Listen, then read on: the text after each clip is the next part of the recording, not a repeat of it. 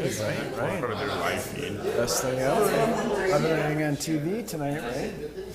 I might actually just to double check. But yeah.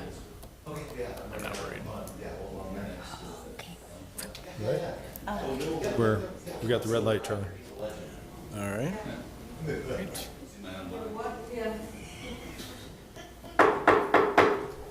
Good evening, everyone. I'm going to call to order the September 17th, 2024 meeting of the Long Lake City Council. Please join me in item 2, which is the Pledge of Allegiance. Allegiance to the flag of the United States of America and to the republic for which it stands, one nation, under God, indivisible, with liberty and justice for all.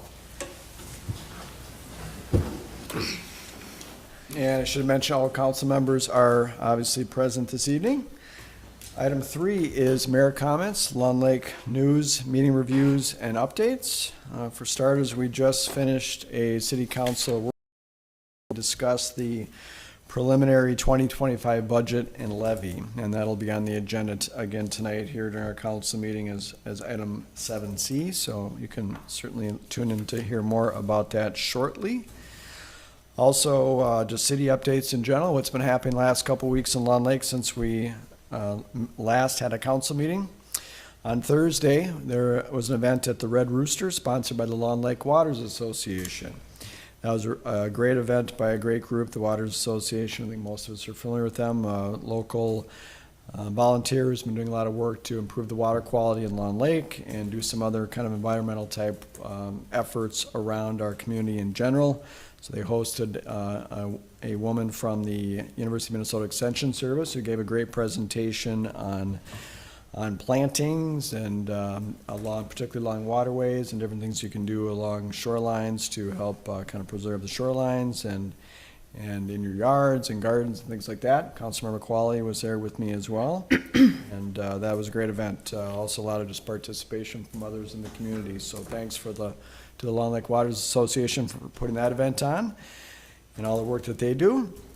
On Sunday, I attended the Wayzata Fire Department pancake breakfast. Councilmember Feldman joined me as well. I saw Todd Newcomer there as well as other community members. So see a great turnout for the community to support the Wayzata Fire Department. It was a beautiful morning to be out there, and they had their fire trucks and other departments came as well to support that. So that was a great event. So other than that, nothing major to pass on from the last couple of weeks. So with that, we'll move on to item 4, which is to approve tonight's agenda. And before we do that, I would like to make a amendment to that, or a motion to amend the agenda that would include adding an item for discussion of the Metropolitan Council's Imagine 2050 comment period. And we would add that in right after 7A, which is so we'd add that between items 7A and B. So with that in mind, I'll entertain a motion to approve tonight's agenda. I can make a motion to approve tonight's agenda with that amendment. I'll second. Okay, thank you. A motion and a second. Any further discussion? All those in favor signify by saying aye. Aye. Opposed? Motion carries unanimously. Item 5 is the consent agenda. We have items A through E on the consent agenda this evening, including approving a special event permit for the Church of St. George to conduct gambling activities, including a raffle at their annual holiday boutique event. And then item 5E is approve a temporary on-sale liquor license and application for event permit. I think that's supposed to be for the 2024 Day of the Dead celebration, also at the Church of St. George. With that, any questions for staff regarding items on the consent agenda this evening? If not, I'll entertain a motion. I'll make a motion to approve tonight's consent agenda. I'll second. All right, thank you. Motion and a second. Any further discussion? All those in favor signify by saying aye. Aye. Aye. Opposed? Motion carries unanimously. Item 6, open correspondence. Open correspondence is an item on the agenda during which the public may address the City Council. No formal action is taken by the City Council. and comments shall be limited to 5 minutes or less. In addition, open correspondence comments may also be emailed to city staff by 12 noon on the date of the meeting. Does anyone wish to approach this evening for open correspondence? Yes, please come up, state your name and address, please. Anita Secord, 114 Brown Road North, Long Lake. They do a fantastic job with this. Now I moved it. But it'd be nice if we could, when it's sent out, if there could be like a citizens level communication, bullet points of exactly what's happening so that they don't have to go in, because when they go in, they'll just see this and then they got the attachments, but you know, these are residents, and for them to have time to dig through everything to understand what really is happening at the next city council meeting, it'd be nice to have like bullet points or key things brought forward in layman's terms per se, so people can come forward and attend and be more active in our community. So I'm just throwing that out for you guys to consider. Thank you. All right, thank you. Anyone else wish to approach tonight for open correspondence? All right, if not, we'll move on to item 7A, regular business.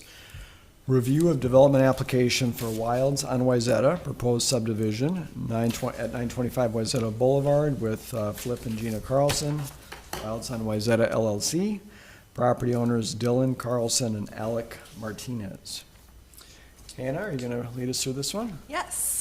Good evening, Mayor, members of the council. Thank you for having me tonight. An overview of this project. We are now into the 17th month of reviewing these plans, or this concept, after plans were initially received in April of last year. The applicants have provided many configurations showing 3 and 4 lots since then, which staff has provided feedback on. We provided the applicants with a detailed list of insufficient information in May of this year. We then responded to a list of questions on the incomplete letter, which centered around avoiding variance requests and utilization of the PUD process. Staff informed them that in our opinion, the project does not meet the criteria to be considered under a PUD. We also stated in that email that staff could not support a request for a 4-lot subdivision and recommended that they split the lot into 2 lots like the property just south of the subject property had done a couple of years ago. From there, they have submitted the PUD application before you with plans that have not addressed the majority of the items identified in the incomplete letter. The applicants have not relented in attempting to move forward with this configuration, so despite the application being incomplete, we brought it forward for action or feedback. Here's an aerial view of the site. You'll see it's at the corner of the city at 925 Wayzata Boulevard. Current zoning of the property is R1 single-family residential, and the future land use map within the comprehensive plan guides the property for low-density residential. Here's an existing conditions survey of the property. Current use is for one single-family home. The property is 1.2 acres in size and has approximately 215 feet of frontage along Wayzata Boulevard. There are 51 existing significant trees on the subject property.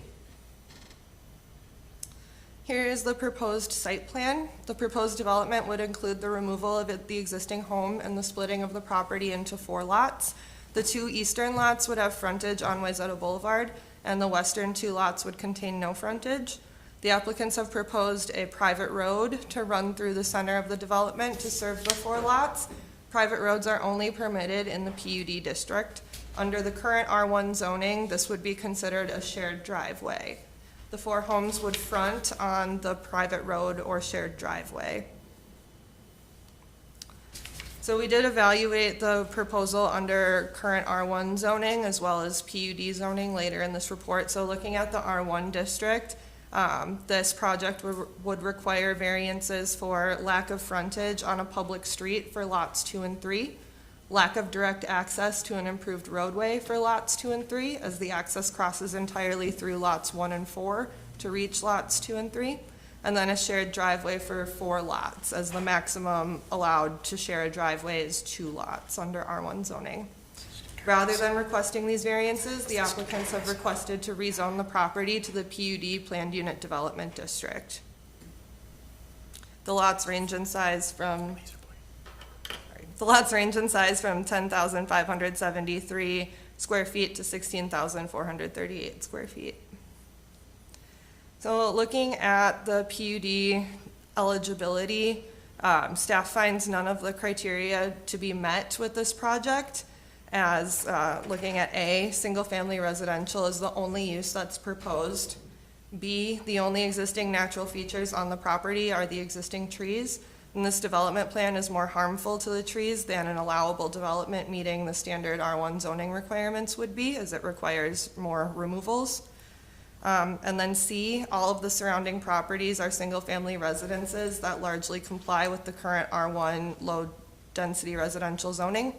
The lack of frontage for 2 of the lots and small lot size in comparison to surrounding properties is not compatible with the immediate area.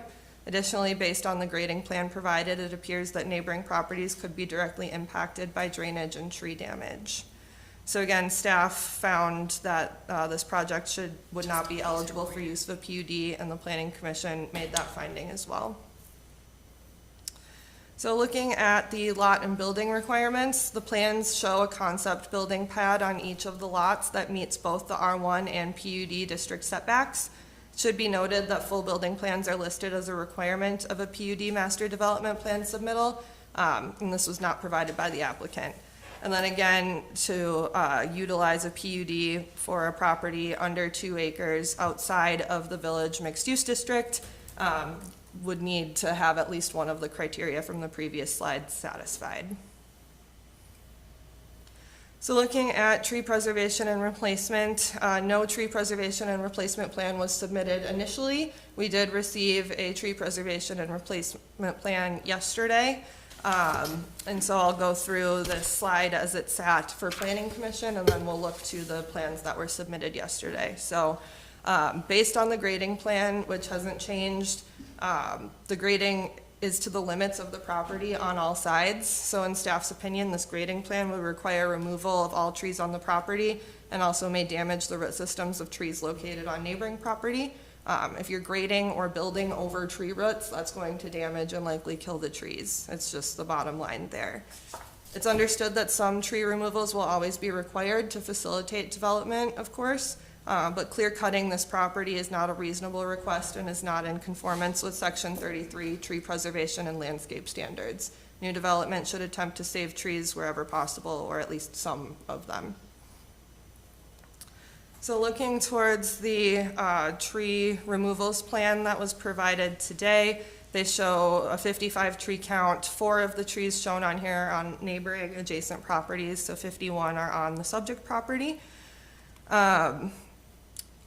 The key states that 6 trees are to remain, but the exhibit shows tree preservation measures around 9 trees on the subject property, so that should be clarified by the applicant. Some of the protection zones that are shown on the tree removal plan extend into the building pads here, here, and here. And again, it's not possible to build over tree roots and save them, so I'm not sure how that would actually be feasible. And then they also note several prohibited trees. The prohibited tree list in Section 33 pertains to new plantings only. It does not mean that existing mature trees are prohibited or excluded from the tree count. And then also trees noted as unhealthy or dying would need to be confirmed by a certified arborist to be excluded from the tree count. We could obviously have had that done had we had enough time, or the tree plan could have been prepared by a certified arborist and certified that way, but this appears to have been drawn up by the applicant. So moving to the landscape plan, this plan shows the planting of 12 blue spruce trees, 9 Leyland cypress trees, and 27 limelight hydrangeas. Again, this plan would need to be evaluated by a certified arborist. Just from my experience, this doesn't include much diversification in species, which is not best practice to combat future tree disease. And also it wasn't specified whether the limelight hydrangeas would be in tree form or shrub form. If they are intended to be in tree form, that is a dwarf tree that reaches only about 8 feet in height and would not serve the intent of replacement tree requirements by removing, tall, standard, significant trees and replacing them with shrub trees. And then also this area, Hennepin County had stated in their letter that they would be requiring this to be dedicated back as right-of-way to match the rest of the property line and also provide them a 60-foot half right-of-way on either side. And so all of this landscaping is on what will likely need to be dedicated back to Hennepin County. So this would not be able to be utilized as the property because it will be right-of-way. All right, getting into fire comments. The fire chief reviewed the plans and offers the following comments. The proposed plans do not provide fire apparatus access consistent with Appendix D of the 2020 Minnesota State Fire Code. Appendix D addresses minimums for turnarounds on dead-end fire apparatus access roads. The use of the full length of the private driveways for maneuvering as shown in the turning movement exhibit included in the plans does not meet the minimum requirements of the fire code. At this time, I'll turn it over to Jeff for engineering and fire. Mr. Mayor and members of the City Council, let me introduce myself. My name is Jeff Oliver. I am a senior project manager with WSB, and I will be providing city engineering services for the city of Long Lake. I'm happy to be doing so. For background, I've had a 35-year career working for cities, including 26 years as city engineer in a first-ring suburb of Minneapolis. So again, I'm happy to be here, and we'll jump right in. I'm going to start with adding some to the comments from the fire chief. The yellow, the scribbling and color coding on there that you see is my work because it helps me sort through things and it makes it a little easier to show where things are. As shown, a ladder truck is going to be departing from the roadway, primarily in the areas that are highlighted by yellow, just maneuvering to get in and out of the site, particularly if there's an event on the west end of the property. Furthermore, in order for the ladder truck to turn around, it's going to need to make multiple point turns. It's going to pass onto lawns outside of the private driveways attached to garages, not just the private driveway serving all 4 homes. The backing is of concern. I'm not familiar enough with the City of Long Lake Fire Department protocols, but I know a number of different communities prohibit backing maneuvers for safety reasons. So that is always a concern, regardless of what the Long Lake policy is. If we could go to the next page, Hannah. And just a simple comment on this existing conditions in the Alta survey. You see in the areas highlighted that the existing contours end abruptly, making it very, very difficult for analysis of stormwater runoff both onto the subject property and off of the subject property. We want to try to avoid causing problems on those adjacent properties. Next, please. Simple matters on this. Hannah already mentioned the right-of-way dedication along Wayzata Boulevard. Not only is there landscaping and proposed tree mitigation in that area, that's also the location of one of the infiltration basins that are shown on the grading and stormwater management plans. That would be within the right-of-way. Hennepin County public right-of-way permit would be required for that if they permit it. We would need documentation one way or the other. And both on the preliminary and final plat, none of the easements in any way, shape, or form are labeled, or in some cases they're not even dimensioned on the plats. Those are just some basic things that have not been included. And we can move on. Thank you. So the shared driveway through the center is going to require, since it's going to be proposed to be serving all 4 homes, The standard maintenance agreements and/or cross-access easements will be required to be entered into among all 4 properties. And that is going to also need to be outlining all the future maintenance of that driveway, including the costs. One of the issues for vehicle traffic and fire access is that 20-foot wide proposed driveway is going to be considerably narrower in the winter with snowbank creep. I would expect that we would lose 2 to 3 feet per side of the driveway from normal snowplow removal of accumulated snow. That would also likely have to be addressed in a maintenance agreement. Also on this plan, although it's very, very hard to see, is the proposed utility layouts. One of the first things that I noticed is that we've got a proposed 20-foot driveway and a proposed 20-foot easement over the driveway and drainage and utility for the sewer and water.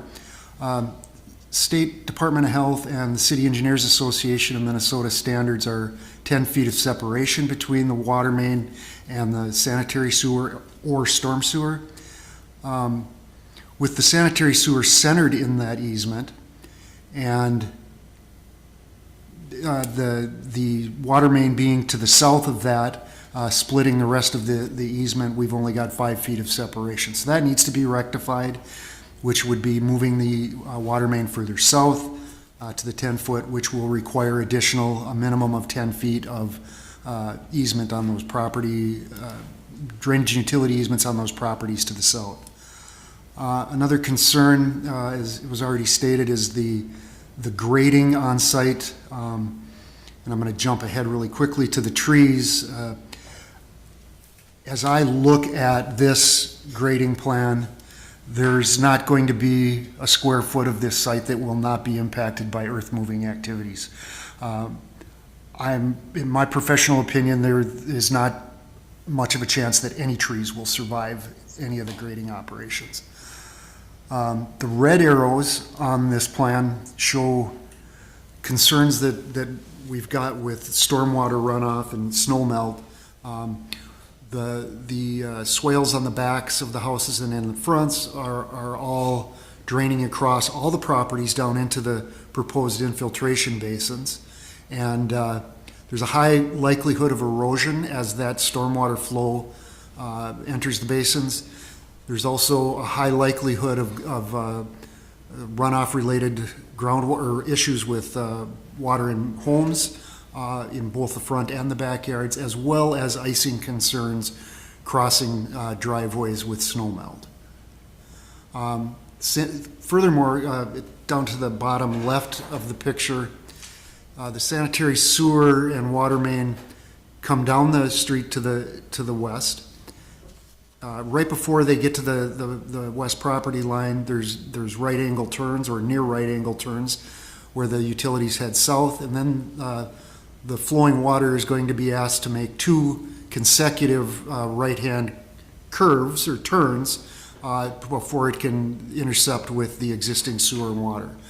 I can't honestly say that I've ever seen a sewer and water layout anything like this in my career. I see high likelihoods of, in particular in the sanitary sewer, flow issues that would include high likelihood of solids accumulation in the wastewater flow. That issue needs to be addressed. The best possible solution would be to extend the sewer and water straight west off the property and intersecting with the existing utilities on the private property to the west. That would require that drainage and utility easements be acquired from that property. Can you point out on the map where that is? Certainly can. Thank you. I think I can get this to work. Where, Oh, here we go. you got it? It's that red one right there. All right. There you go. Glasses with Right there. All right. There you go, sir. Okay, they're right in. Here's where they are currently shown, right down the center of the easement, and the utilities are proposed to come down, follow this route. Here's where they take those turns and then head to the north to intersect with the existing utilities here. The best possible solution and lowest cost would be to extend from the subject property over to the existing sewer and water in this location. Because there's a gap in the easements that are over the existing and the easements on this property, those easement rights would need to be acquired here in order for the city to own and maintain those utilities. And that property owner may or may not be willing to grant that easement? Correct. Okay. That question was asked at the planning commission meeting. If we could go to the next page, please. Let's see, this is labeled as an erosion control plan. The only erosion control item I see on this plan is the gravel construction entrance. Otherwise, it essentially is a tree preservation plan, and as was pointed out earlier, that the tree protection or the protection barrier, as it's labeled, isn't going to be effective because the root systems and the trees will need to be removed in order to do the site grading.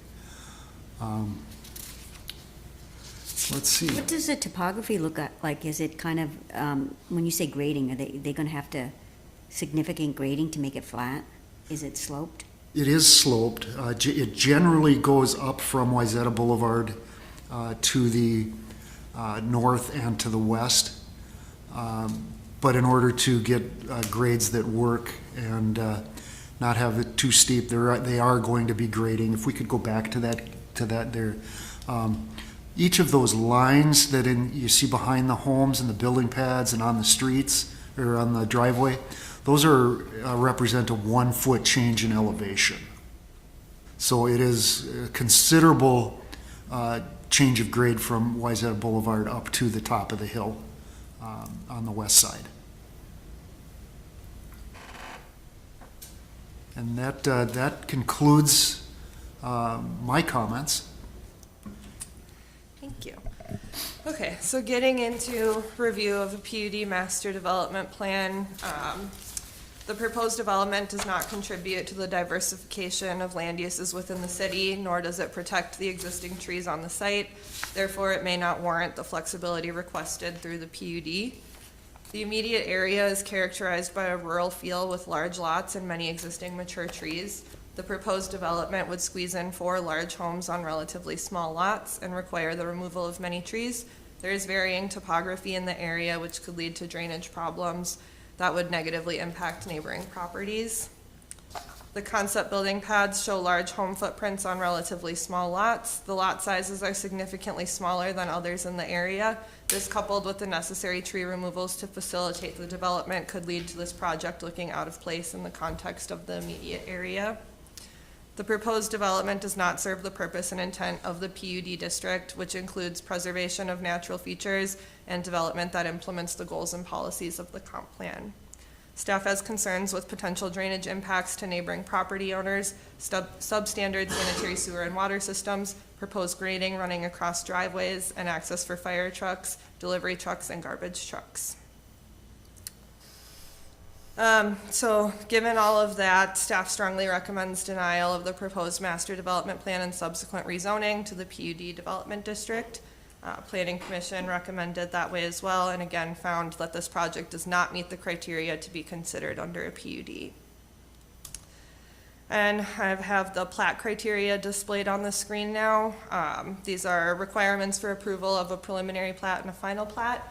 The proposed plats cannot be approved without either approval of the master development plan and subsequent rezoning to the PUD district, or for variances to account for the areas of the plans that do not conform to the current zoning and subdivision ordinance requirements. And as a reminder, there have not been any variance requests. So with the finding of denial of the PUD master development plan and rezoning, the plats must also be denied. So again, based on that, we would recommend denial of the plat request as well. And to add to that, we have found that the proposed plats do not satisfy all of the plat criteria that have been on the last 2 slides. So primary issues to consider first would be, does the city council find the proposed project to meet the criteria to utilize the PUD process on a lot that does not meet the minimum 2-acre requirement? 2, does the city council find that the proposed master development plan to meet the ordinance requirements as outlined by the criteria previously stated in this presentation? 3, does the city council find the master development plan sufficient as to approve the rezoning to the planned unit development district? And 4, does the city council find that the proposed preliminary and final plats satisfy all requirements to be approved?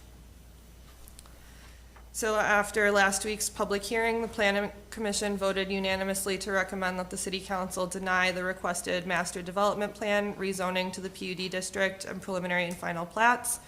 The Planning Commission provided clear direction that they do not believe the project meets the requirements to be developed as a PUD, and the draft resolution in your packet reflects this recommendation. Obviously, again, the Planning Commission did not consider the 3 plans that were provided yesterday.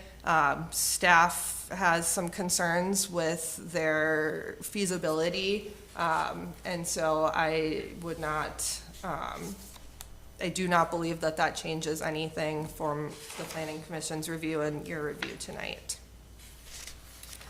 Alternatively, if the council finds differently than the Planning Commission, that you could approve the project as, or if you find that this project as proposed could meet the criteria to be eligible for use of the PUD district and would potentially support the request for rezoning, we would recommend that this is tabled for future consideration to allow the applicant to address all of the conditions or concerns outlined in the engineering memo and provide plan updates to address A through E on your screen.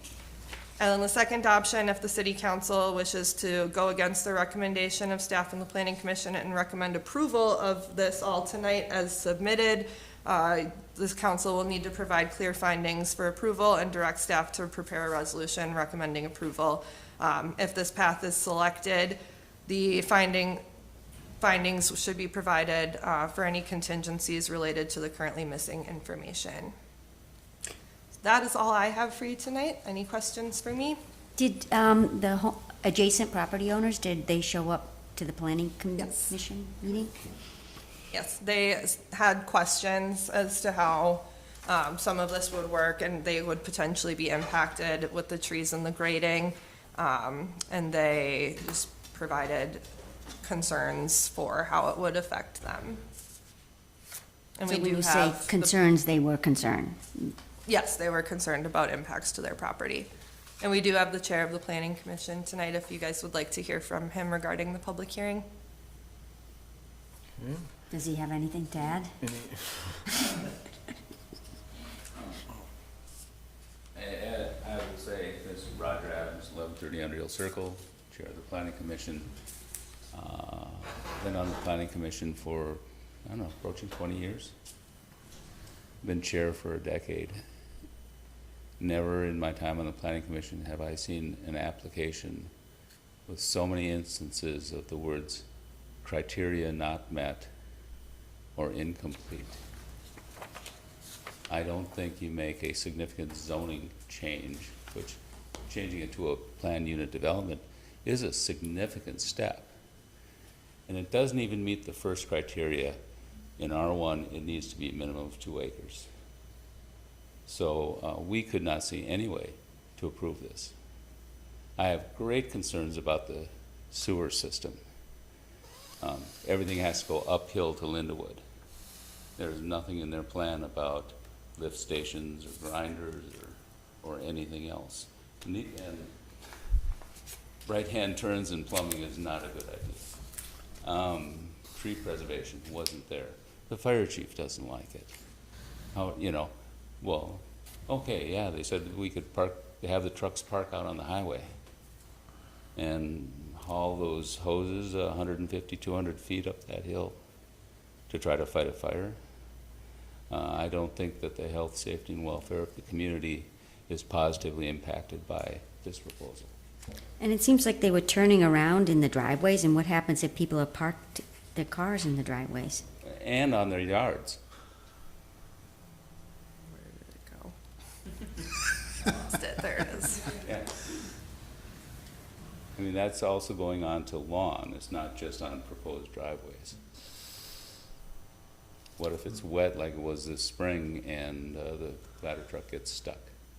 I mean, What about two houses on the property? Could you, I mean, it seems like that would be a shared well, the driveway. neighbor to the south, we agreed, and frankly, it would not require all kinds of variances. I did not see any practical difficulties or unique circumstances that are not the result of actions taken by the property owner, right?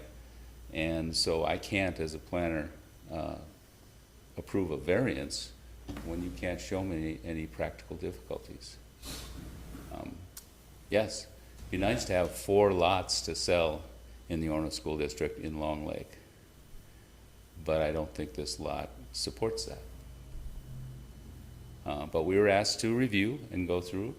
We did, and criteria not met. I guess those are the words. Anything else? So that's it. Thank you, Chair Adams. All right.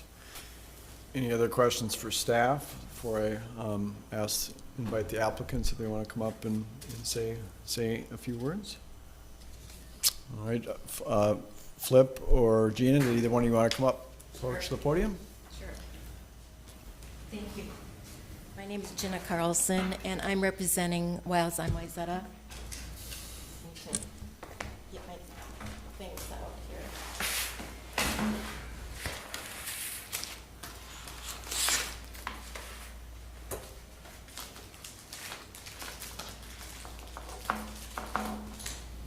Did you want us to get the projector ready for you, or did you plan on? Yes, yes. Okay. I was gonna put some things up.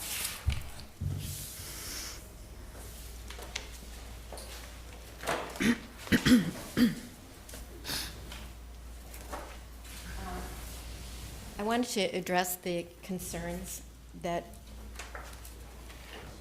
have been discussed here.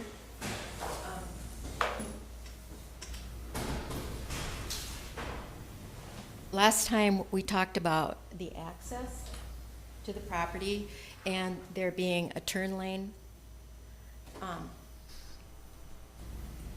Oh, do you have this one isn't working. Do you have a pointer that's working? Thank you. And just press this button. Great, thanks. There is a turn lane down the center of the road. The entrance to the property right now is here. And we would be moving it down at the recommendation of Hennepin County. So when you say moving it down, which way are you moving it down? Moving it to the center of the property. Right now, it's, if you look at the, Moving it a little further east. So, but relative to where the turn lane is? right now, the entrance to the property is here on the south, and we would be moving the entrance to the center of the property. On that map, though, with the pictures, you said there's a turn lane. Would the entrance to the property line up with the turn lane? Yes, it does. So the stacking, there is turn into the property right here. Right now, so it would be moved down, so there'd be more stacking of cars to turn into the property. That's the shoulder for Wayzata Boulevard. Okay. This is Wayzata Boulevard.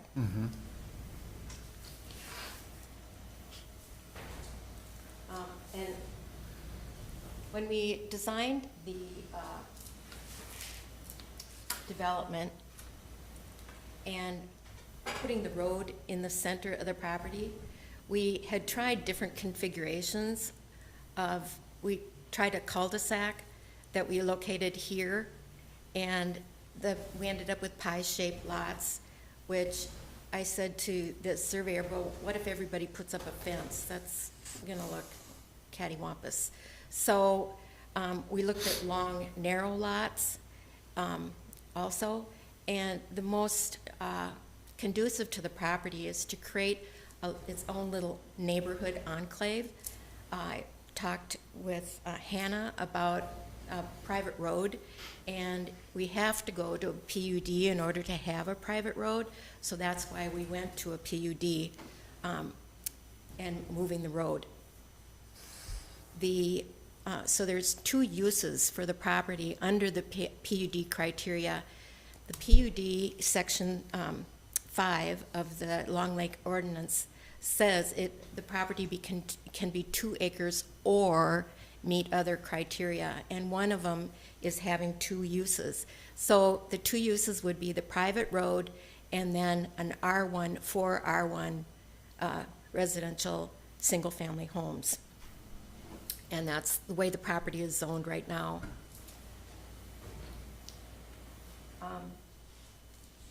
Just to note, a private road is not considered a use. That would be a driveway serving the homes. Well, according to what I was reading in section 5, it is an acceptable use. And also with the residences, it says, well, I can reference that for you. But we took a look at what happened what was taking place across the street with the landings on Long Lake. That road is 15 feet wide and runs parallel with Wayzata Boulevard. It's not a fire lane.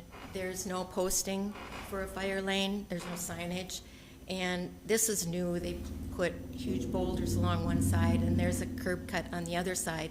So we're proposing 20 feet wide for our road. And according to the 2020 Fire Code, Appendix D,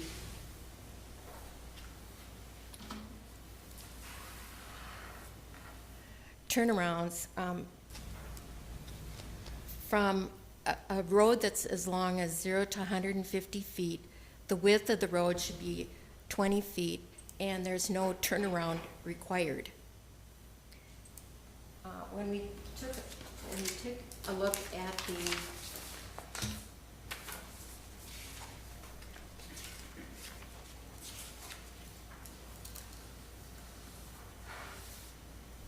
the turnaround here, I was talking to the engineer and surveyor about this.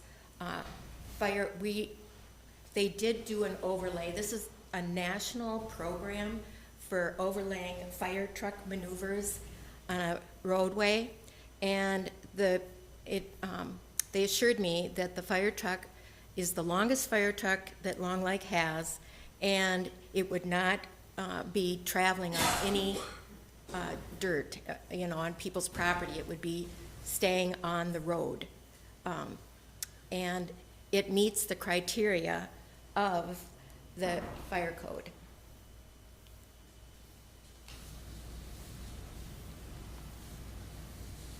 So fire trucks can get up there. Being that we were looking at there's another property across the way here that from the landings, there's a 12-foot wide roadway that goes down to 3 houses that are right on Long Lake. And again, that's not posted with fire lane. So in other words, what we've concluded is that we are compliant. It does meet the fire code. And we would be happy to work with staff on making sure that the configuration works for everybody. So that's the access. Do you have more questions about fire access portion?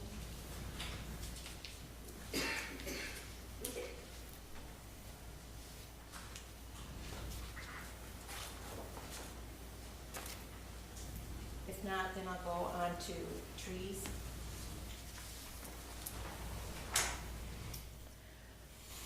Looking at the tree plan for the property, the majority of the trees on the property are right here, and there's 24 box elders, which we would be removing, and there's 2 pine trees in here that would be removed. There's 2 pine trees here that would be removed.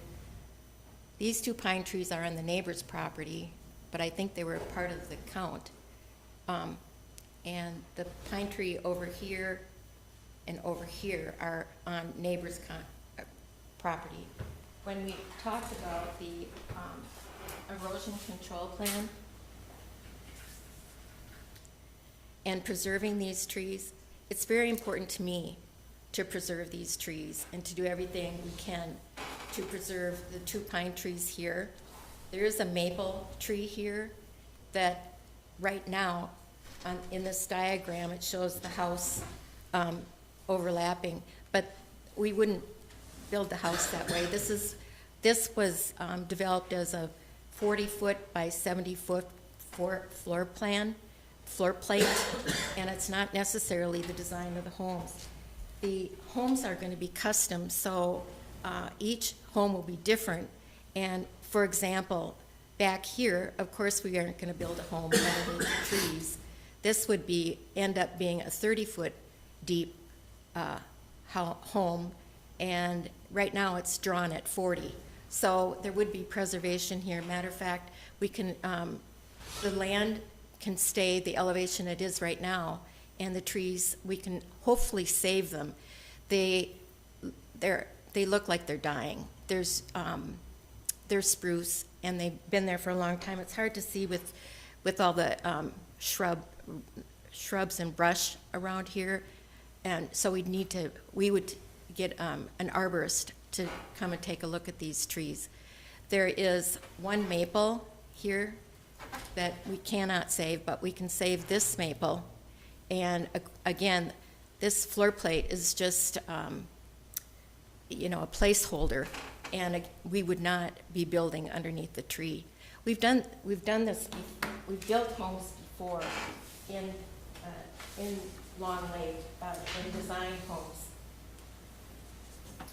in Long Lake. I just want to show you a couple of the houses that I designed.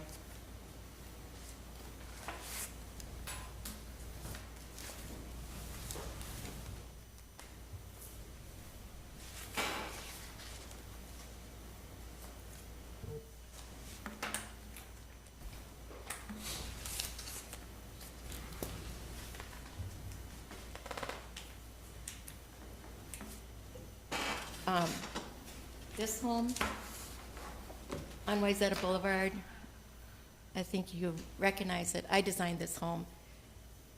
And I also designed the home at 1000 Old Long Lake Road. So what I'm saying here is that we would be designing and building quality homes. And we have precedence for that. I didn't present homes initially because they are going to be custom. And this is an example of an elevation of the type and style. The houses would be glass, stucco, brick, and wood.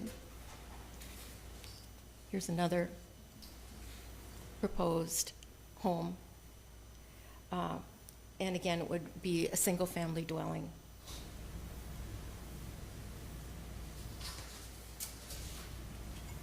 And we would we'd be adjusting this layout, the floor plate accordingly. So we would be protecting those trees.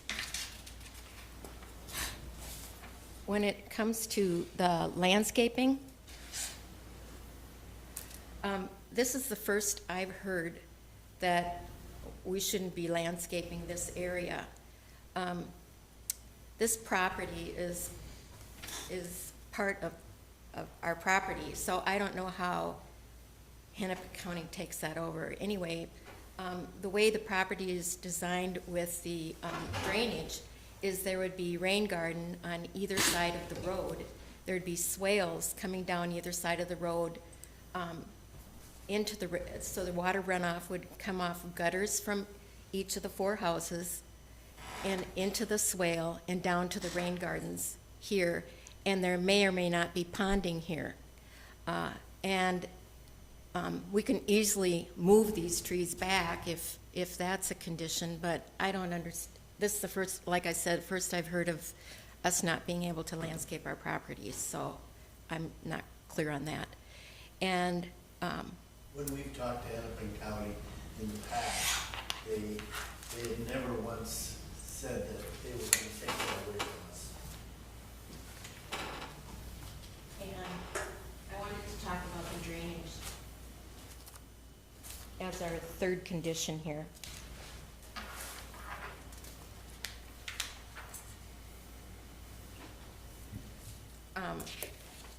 Right now, the hookups for the property for sewer and water are right here. This is where the easement is, and the existing another hookup is here. And I want it goes from this point over to this point and goes to the current house that's in the exact center of the property. And so we can move these. It's just that that's where it is right now, and that's where the easement is.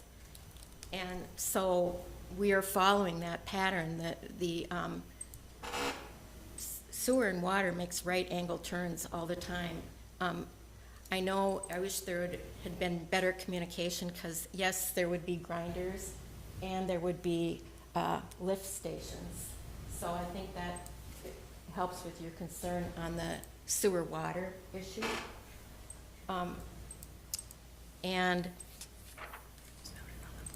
again, the way the grading is shown, this is placeholders for until the exact configuration of the home is laid out.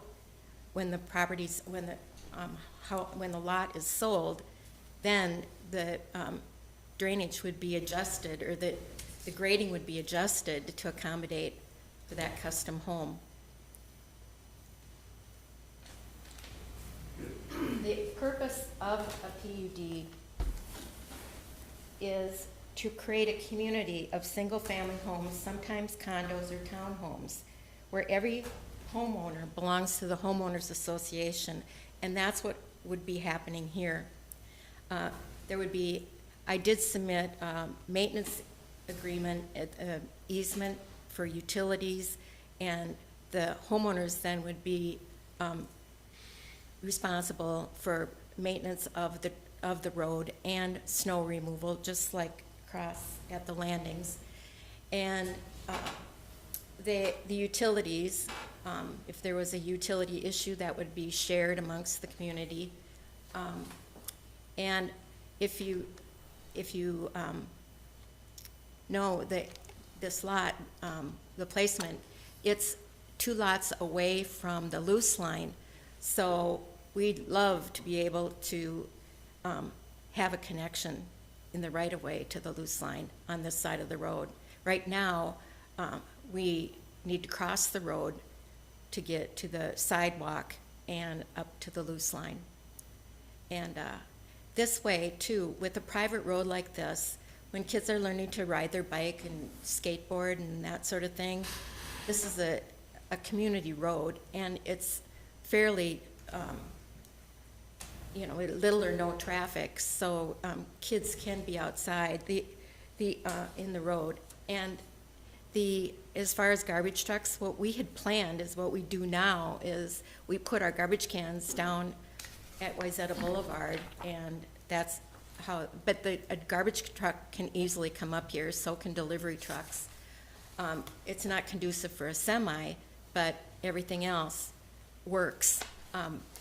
When we were looking at the landings across the street and realizing that a fire truck didn't accommodate that frontage road, that's why we were thinking that the fire trucks could park here. But like I've shown earlier, that turnaround for the fire trucks is conducive to make sure that the fire trucks can make it up the hill and, help the residents, readily help the residents. And to the north, there's a 3-lot subdivision that's been there for a number of years. Yeah, They take all the garbage to the Highway 12. When you say it's not, Wayzata Boulevard.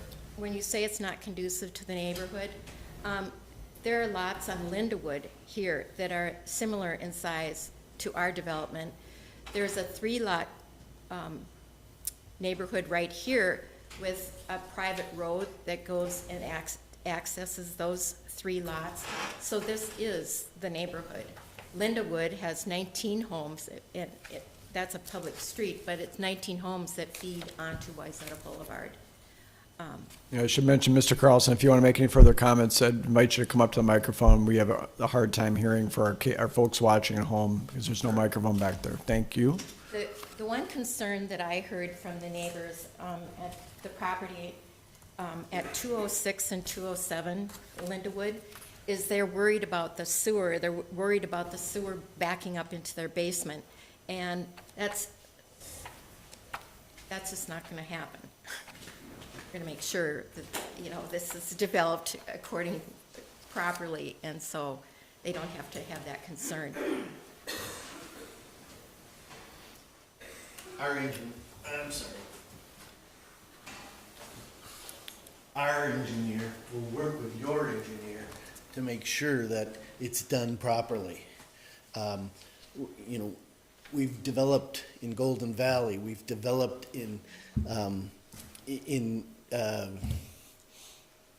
where else? I forgot just now. But we've done development and we work with cities all the time to help with the sewer and the water. And we hire a engineer who works with your city as well as our surveyor who works with your city. Yeah, it's Civil Site Group. I understand they do a lot of work in Long Lake. I was just going to show this.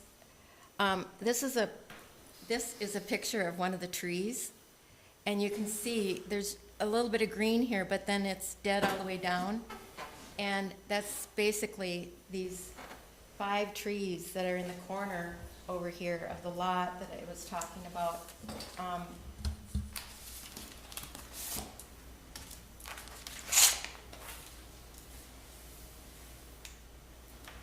These trees right here. Yeah. It's these trees right here. I don't know if they're salvageable, but we'll look into that.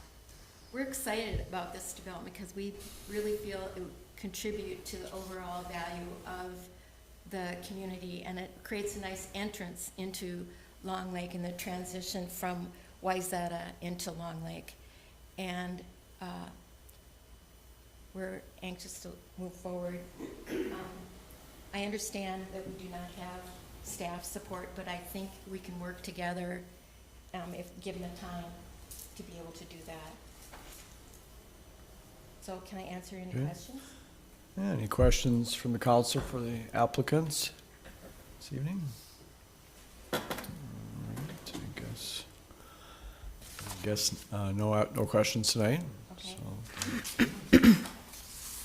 So, thank you for presenting your additional information there. Is there any questions from neighbors or anything that we could maybe answer? I'm sure that there's any neighbors here. All right, thank you. Thank you. Any additional, now that we got a presentation from the applicants, any additional questions for staff? Any follow-up questions or anything like that? Okay. So do we have any PUDs that are under the 2 acres? Yes. The Aveda, that's down by the. Yeah, but that's in a different area. Yeah, so Avaveda It's not an is- R1. Right, that's mixed use Is it- downtown, so Yeah. that's why they qualified. It's actually, so it's on the border of the downtown village mixed-use district, if you want to go to the slide. yep.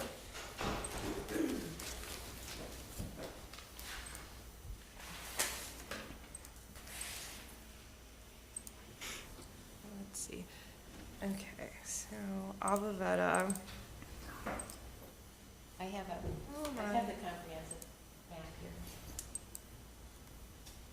She had it up earlier. So Avaveda is, I don't know why it's doing this. I'm stuck on the wrong slide.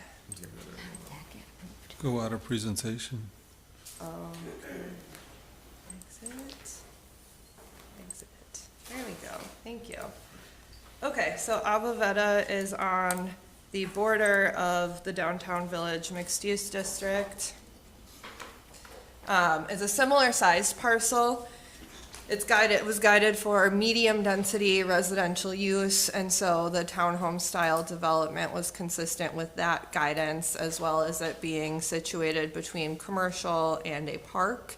So a higher density development met the criteria to be considered under a PUD, as it's a unique area that required flexibility to create something that would fit in well with the diverse uses in that area. And so the Planning Commission and Council found at that time that that project was eligible to be a PUD for a site under 2 acres outside of the downtown village mixed-use district. And again, it's on the exact border of that district. Okay. Thank you. And that's 11 condos. Okay. Any other questions for staff? Not- Okay. So with that in mind, Hannah, just as a refresher then, we are laid out our options there on page 42 of our packet, or 40, I think 41 and 42. Is there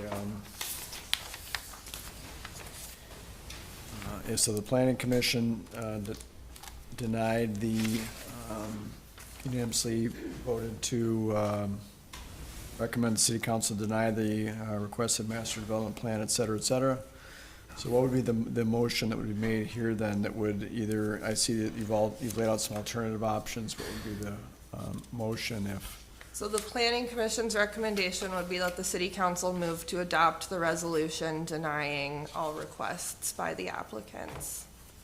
Okay, got it. But the high-level one is the PUD request. Correct. I mean, it's sort of the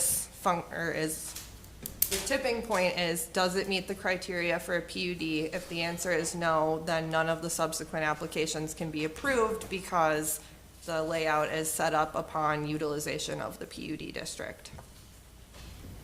And my thought is it comes well below the 2-acre requirement for the PUD. I mean, there are other properties in the city, do we want them all going, I mean, we laid out an area that we would put higher density, and here we are in a residential area, kind of making it high density.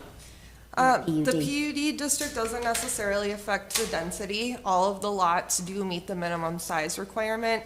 It's a matter of, does this project meet the criteria to utilize a PUD? Does it warrant the flexibility that they're being requested? They are essentially attempting to utilize the PUD process so that they don't have to request any variances and so that they can use a private road. Those are the reasons for the PUD. The intent of the PUD district in the code is to allow flexibility in certain areas for projects that warrant it, for projects that respect the natural environment, for projects that further the goals of the comprehensive plan. And so my findings on that were reflected in the presentation. Yeah. Okay, thank you. All right, anyone want to make a comment? You want to make any, or want to make any comments, or want to make a motion regarding the resolution, or if not, I'll just say that there's, I was on the Planning Commission with Chair Adams years ago, and there's, this is a lot of information or a lot of factors that are, criteria that's not met that was discussed here, and I think we're all for, development in Long Lake as long as it meets the criteria of our ordinances and other factors, but I was surprised by this many items in which the criteria was not met, and a little surprised that it came to this point where it was brought before the council and before the Planning Commission without all of this criteria being met. So that's just some personal observations for me as someone who's been a former planning commissioner and as well as a council member, obviously. So would the applicant go back and put 2 lots or a lower number of lots to comply with the requirement that a driveway has to be shared by only 2 homes?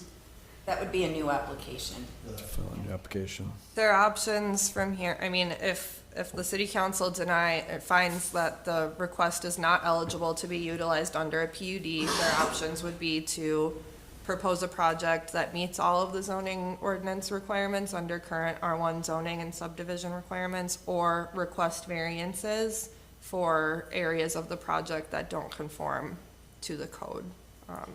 However, variance criteria being what it is, that may be a difficult standard to meet.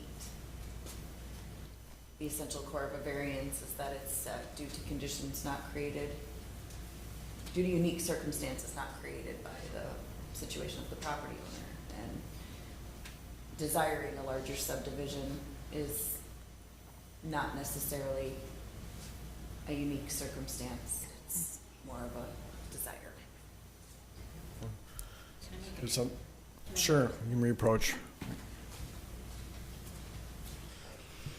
What's unfortunate is, in requesting the PUD, we got notice on Thursday before the Tuesday meeting of the report from staff. And so we didn't have, I said I'd like to table it until we have, further interaction with staff. And Jeanette was kind enough to say, no, it's already been handed out to the neighbors. We've got to move forward with it. So when the vote last week was no, I thought it was dead in the water. I didn't know it was moved forward to council, because what we want to do is work with staff and present a project that is wonderful for everybody. And I don't know that, we don't feel we had that opportunity yet to do that. So that's what I wanted to say. Thank you. Oh, yeah, thank you. All right, so it's like there's some perhaps further discussions or opportunities there. So I guess with that in mind, I'll make a resolution to deny the request for a planned unit development master development plan, rezoning to the planned unit development district, and preliminary and final plat for Wilds on Wayzata. I will second that. All right, thank you. A motion and a second. Any further discussion? All right, all those in favor signify by saying aye. Aye. Opposed? Motion carries unanimously. All right, thanks to everyone involved in that. That took a lot of details, I know, and research and that sort of thing, so appreciate everyone's work on that. With that, we'll move on to our new item B, which Hannah is going to present on, and I need a quick refresher on it. Is regarding the Met Council's 2020 or 2050 Thrive. Yes. Thank So you. the Met Council is in the process of adopting their Imagine 2050 document, which will be the guiding document for all cities in the 2050 comprehensive plan process. Earlier this spring, we received their preliminary forecasts, and now this is the second preliminary forecast. They are showing an increase of 4 households between 2020 and 2030, and 90 households between 2030 and 2040. With the addition of the stacks, Zavago and Avavetta, we are already at plus 138 units since 2020. And so I have another email out to the forecaster to get this corrected, because we would like to start out with accurate conditions here. Well, shouldn't we get credit for the Yes, so. 130 that we've Correct. added now? Yes. They say our population is gonna decrease? Yes. Well, household size is going down, so population is less of a concern than the households. We're gonna have fewer households. Correct, so the households is definitely incorrect. We're going from, the left column is what they forecasted for the 2040 round of comp plans. And the left column for each is, or the right column for each is what they are forecasting now for 2050. So the 2030, 2040 numbers of Thrive MSP 2040, those can kind of be disregarded at this stage because they've got newer forecasts and estimates. So I primarily would be looking at what they're showing from 2020 to 2030, because we have almost half of this decade of data to go off of. So the population decrease is, the population is increasing but at a small rate in the Imagine 2050 comp plan, which probably makes sense because, again, household size is decreasing, so there are fewer people in standard households. And so households are really the important thing as far as the land use portion of the comp plan, because that's going to dictate, if we are up over 100 households already from what they're showing, those were kind of our last large bits of land that were ripe for redevelopment. So that's going to affect the ability to add new households, right? Because we've used our last bits of it. So I have a call or an email into the forecaster to get the households updated, and can provide an update on that when I hear back from him. Just to note, Hannah, too, it's interesting when I look at these population numbers, just from actually an election standpoint, the amount of registered voters between the last cycle 2 years ago and this cycle has actually increased by over 100. Wow. The sign on the way into town from the last census says our population is 1,852. Yeah, so I'll work with him. 20 numbers wrong. I'll work with him to clarify that. Again, it's really households that matter the most, but we'll take another look at the population as well. Primarily what I'm here to talk with you about tonight is the designation for the 2050 round. Long Lake is designated as urban edge in this comp plan go around. Urban edge cities are characterized by growth that occurred just before the economic downturn of 73-74, which contributes to their transitional character between dense urban cores and more spread out suburban areas. Similar to urban areas, they experience rapid growth and redevelopment at high densities, have high job densities as well, and offer good access to transit, supported by their relatively high street connectivity.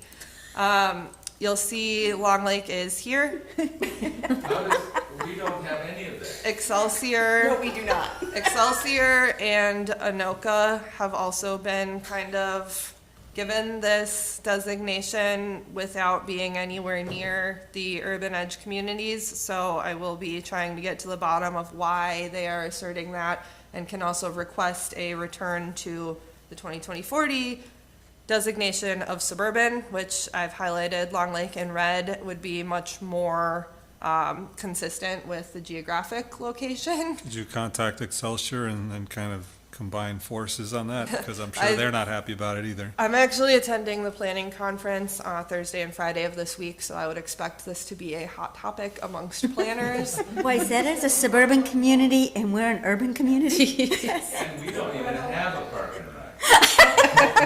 I confess that I wish that Metropolitan Council were watching this meeting, if only to have heard the giggle that went throughout the room when we saw the map exhibit showing us so far away and yet being labeled as urban edge. There was a collective delightful giggle amongst the 1 square mile. Yes, That yes. is an appropriate response. So, And by their own definition, we don't meet any of that criteria. right. Any of it. So to keep things kind of moving tonight, I am going to be hopefully continuing to coordinate with my coworkers at WSB, but then planners across the metro too this week. I also have a meeting with the Met Council later this month. I need to try to understand what they're thinking here. And so I would recommend that the council authorize me to prepare comments to the Met Council on behalf of the city, identifying the areas of this plan being in direct conflict with the character of the city and our current ordinances and policies.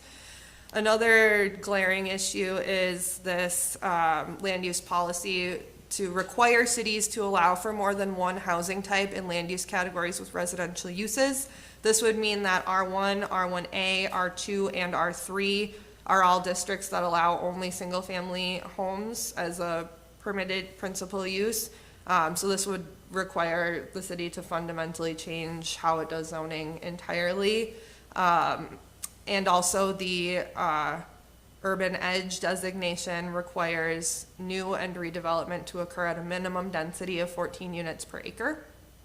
So the previous comp plan suburban designation required an average minimum of 5 units per acre. Suburban now is going up to 7, but they are expecting the city of Long Lake to go from 5 to 14 with this designation. Does this essentially mean, Hannah, and let me just put this in perspective, that somewhere in the middle of Inglewood Street or Harrington Drive, in the middle of single-family houses, Yes. you could put up an apartment building in the middle of the block? That is what this would mean, yes. Okay, thank you. And so, in my opinion, and a lot of planners, I would assume's opinion, this is an overreach into local zoning control, and should not be placed into effect. It could fundamentally change communities, especially a small community like Long Lake. It's absolutely insane, in my opinion. This is not what it was like last time, so I'm curious to see how this would go and passionate to be providing feedback on behalf of the city because this is a major concern. And so we do have a few weeks still to better understand what's going on and again, allow me to meet with them and see what the heck they're thinking here. If there's any exemptions, as you know, if a large lot wanted to subdivide into 2, for example, what we're looking at, or the area we're looking at now, that was not considered redevelopment that had to meet the 5 units per acre last time. It sounds like that won't be exempted this time. So we can't approve anything that doesn't meet that minimum is what I'm interpreting from what I have now. I hope that's not the case, but there needs to be some further clarification. That link that was in the email and within the PDF that Jeanette sent out has the full plan. I'd encourage you, if you can find time, to read all of it if possible, but probably land use and housing from where I'm sitting is the most important. There is a feedback feature where you can, as an individual, leave feedback, but I'm also happy to draft a letter on behalf of the city too. So that can be distributed to you all in a few weeks, once Is there it's a done. formal process to object to it, like an appeal process or This is the or a public comment legislative period. legislative process? I mean, can we take this up to? So we're in the public comment period, so they're accepting public comment on the plan, and then they would be formally adopting the plan in February, I believe is the plan at this point. So right now, the method for participation would be to get involved in the public comment period. Essentially, this is your land use application public hearing period. Right. And they are having an in-person public hearing, I believe, October 16th. Why so quickly? Well, this did come out quietly a couple of weeks ago, but Contact your state representative. They've talked about it for a while, though. yes. And so, So if this did stick, would it be a requirement? I mean, with the projection population and households, that's really a goal that we are supposed to work towards. But what if we don't meet those goals? Are we- So that's the reason for the heavy-handedness this time. What they observed was that doing it the way that it was done in 2040, which was a little bit of a softer, more aspirational approach, didn't yield the density that they're looking for. And essentially, they've stated that cities within the MUSA and that are close to the metro benefit greatly from the regional services provided by the Met Council. So in return, the Met Council expects more density. So we've already met the 2040 goals We've already with met population. Right, So they're punishing us or penalizing us because other communities didn't correct. take that action. Well, I mean, and this also goes down to net zero by 2050 and just general sustainability there there seem to be of the opinion that those policies that have been put into place by the legislature related to sustainability cannot happen without more dense development. Does this just impact the Twin Cities Metro, or is this like a statewide? This is the 7-county metro area. Okay, The Met Council only covers the 7 counties. okay. So, there's a lot to still learn and a lot for me to be doing at this time. I can certainly provide updates along the way as I find out more information and get to drafting that letter, but from a local control aspect, this is an overreach, in my opinion. Yeah, and I think we should have a strong response to it because I'm strongly opposed to it. Likewise. I agree. Charlie, If you have to come to the mic though real quick, if you want to have a quick comment, yeah. Anita Secord, 114 Brown Road North. The reason I moved to Long Lake is because it is a small town flavor next to the big town, and I would like it to remain that way. Small town likeness. And to try to cram more people in here where we have no more property and people having to give up their single-family homes for more density is absurd, and we cannot let this happen. They are not a voted-in entity, the Met Council. They are appointed. So really, in my eyes, they don't hear my voice. They don't hear my city council's voice, my city staff voice. They do what they want. So we need to do the best to keep Long Lake a small town flavor, because it's a little piece of heaven, and that's why everybody wants to move here. And I love this city. It's beautiful, even with its flaws. But you know what? We do a darn good job, and so does the staff and the council. So Thank you. please do your best to keep it like we want it. We, not them. I don't care. I care about my community, my neighbors, my local businesses, and I will do my best to support them. All right, Thank you. thank you. So Hannah, do you think you have enough feedback from us to prepare those potential comments, or do you need, okay. Yep. All right. Here would be my suggestion, by the way, if Hannah is so kind as to prepare that letter on our behalf. Wouldn't be the worst thing in the world for all of us to copy, paste, modify, make it all sound like things we're sharing to some degree, and also send letters of our own, because this is big. Yeah, Or the should we all sign off on it? Your Or you- resolution, Are you thinking like multiple? Well, so, I mean, I would, the intent would be a letter from the city council of Long Lake, drafted by staff, and you all could sign it as well. They also, I mean, the interactive features of it are pretty cool. You can actually go to each policy. They've got a field for comments on it, so individuals can go in and comment specifically on the goals, so that you don't have to waste time saying, this is what I don't like, you're already commenting under that field. So they do have, they're accepting emails, mail, they're accepting in-person comments, they're accepting comments in that website field area. So there's a lot of ways to provide comments. You can certainly provide them individually as a city council member on your own, in addition to a letter, being part of the letter from council. Well, too. how about broadcasting this out to our residents and Yeah, let them that's a good all idea. send them emails or letters or comments? And, you know, with a brief description of what this means, that, you know, because some people This is might really not- important. Yeah. On the website, too. Yeah, aren't they accepting public anybody can fill that out, right? So we could Correct. certainly send something out. But could we put something on a listserv, or, you know, or, It probably will come from, I think. I don't know what this is. I'd like to know why. An email subscriber list. Basically, I would have to create a page on our website that talks about what's going on, links some documents, Yeah. and send it out to everybody. So, like I said, as soon as I have clarifications on if this perhaps isn't as bad as it sounds, I'll certainly pass those along, but we're just gonna have to navigate the process and make sure we get comment in prior to the deadline. I wonder if you reach out to the Excelsior mayor to see, you know, what their take on it is. You know, maybe they've got some action that we're not thinking about, but, you know. Yeah, I can do that. Okay, and in that, good last minute addition to the agenda, because you were gonna be present, and this is kind of an unfolding situation, so we appreciate your flexibility and everybody's flexibility for adding this to the agenda. That's why I wasn't on there earlier. All right. Thank you, Hannah. With that, then, we'll move on to item, and thank you, Jeff, as well. Thank you.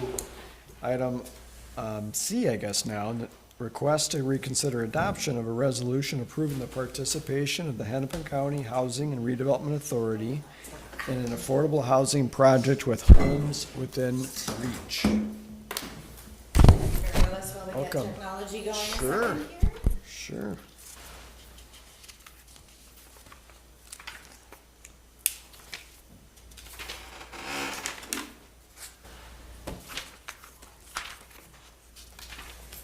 anybody trying to find it. Scott, can you use the search button, please?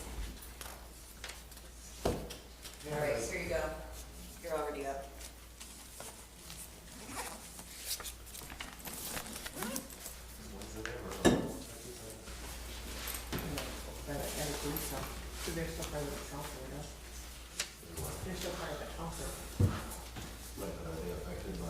No.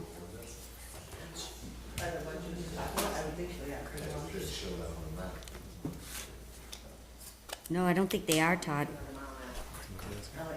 Is Wayzata included this, Is that, is the edge, urban edge? Urban Edge? No, My question was, it only showed, what, it only showed Long Lake on that. Yeah, Wayzata's not. not. Everything around us. Trying to get the presentation. We're urban edge. It's,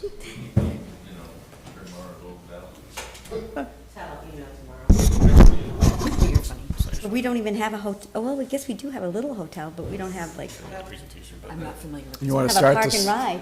Do you need help with starting the slideshow from staff?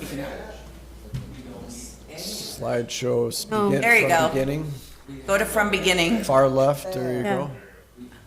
Just wasn't popping. There you Well, go. maybe it's because we have industrial places. It doesn't meet any of the definition. All right, well, Census, we anchored somewhat at the last one. Okay. all right, welcome. We'll move on to the next agenda item here. And if you could introduce yourself, please. Council members, thank you for having me. I'm Brenda Lana Wolke. I am the Executive Director of West Hennepin Affordable Housing Land Trust, or better known as Homes Within Reach. Jeanette did let me know today that you had a very full agenda with some things that were added, and I had a very long PowerPoint presentation for you.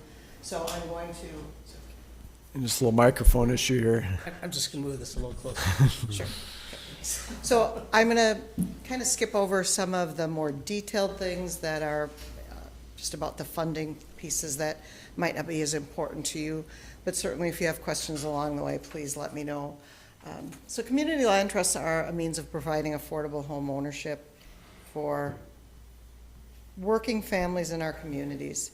Basically, what a community land trust is, it's a nonprofit organization. It's community-based.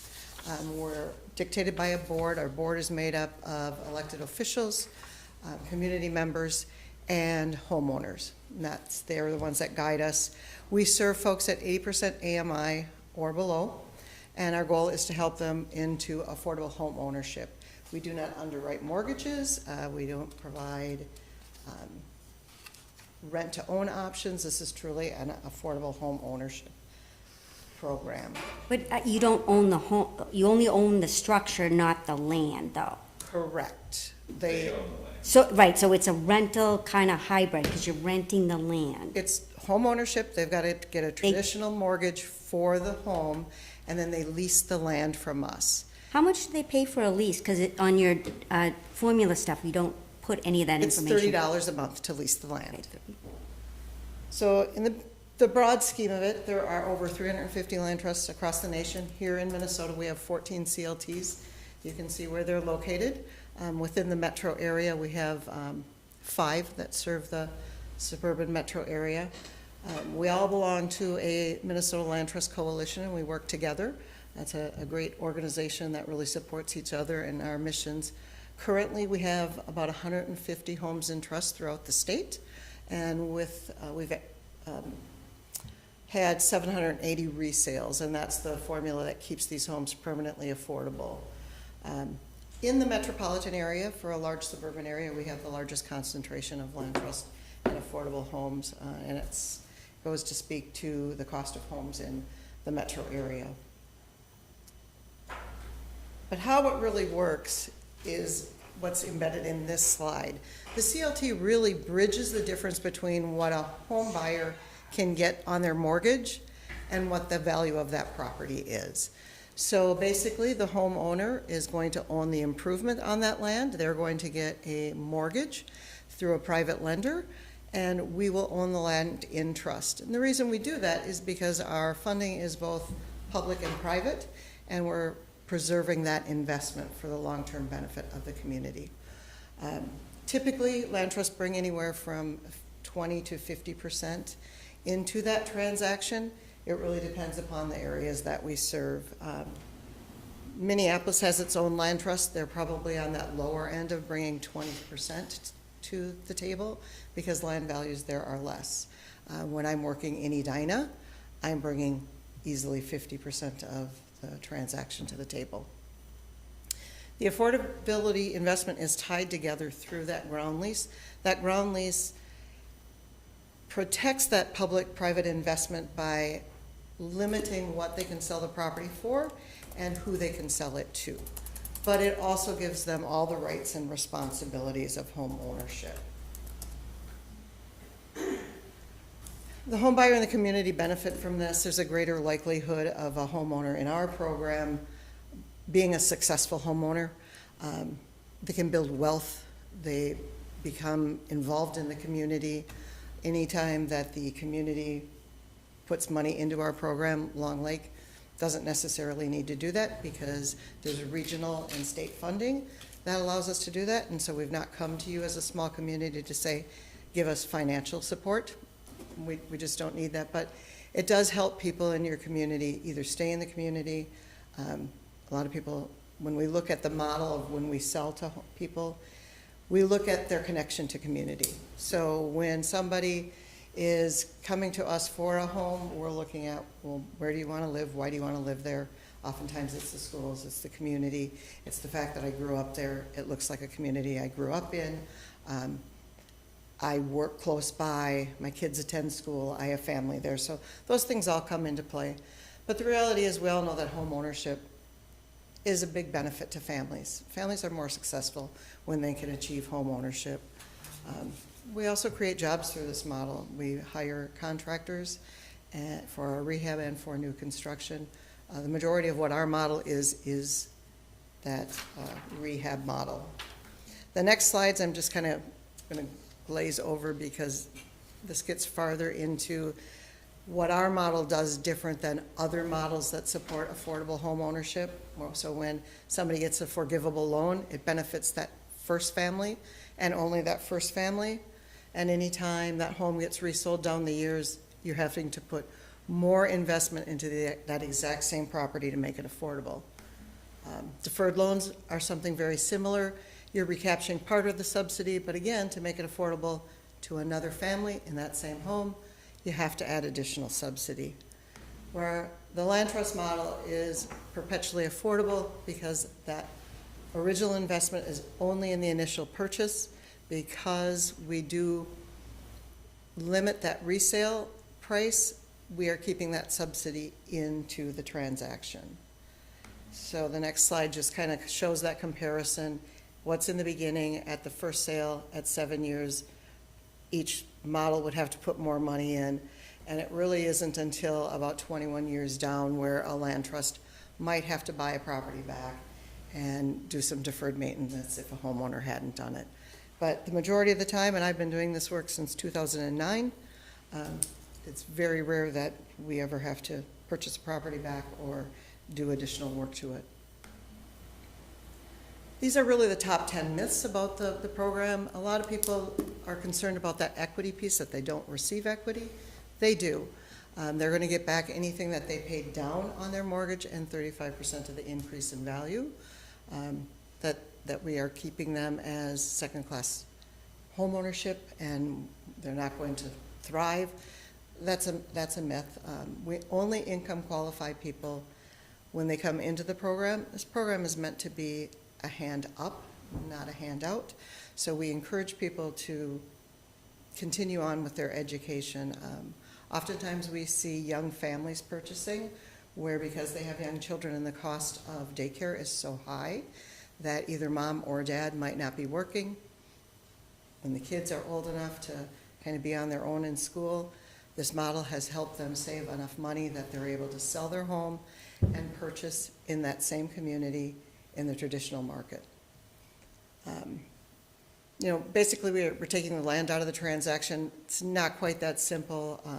The reality is we are bringing money to the land trust model that will take care of not only the cost of the land, but perhaps rehab and other things that we'll do, and I'll get into that a little bit further. Some people think they can't use other down payment assistance, they can. So anything else that's out there can be layered onto our model as well.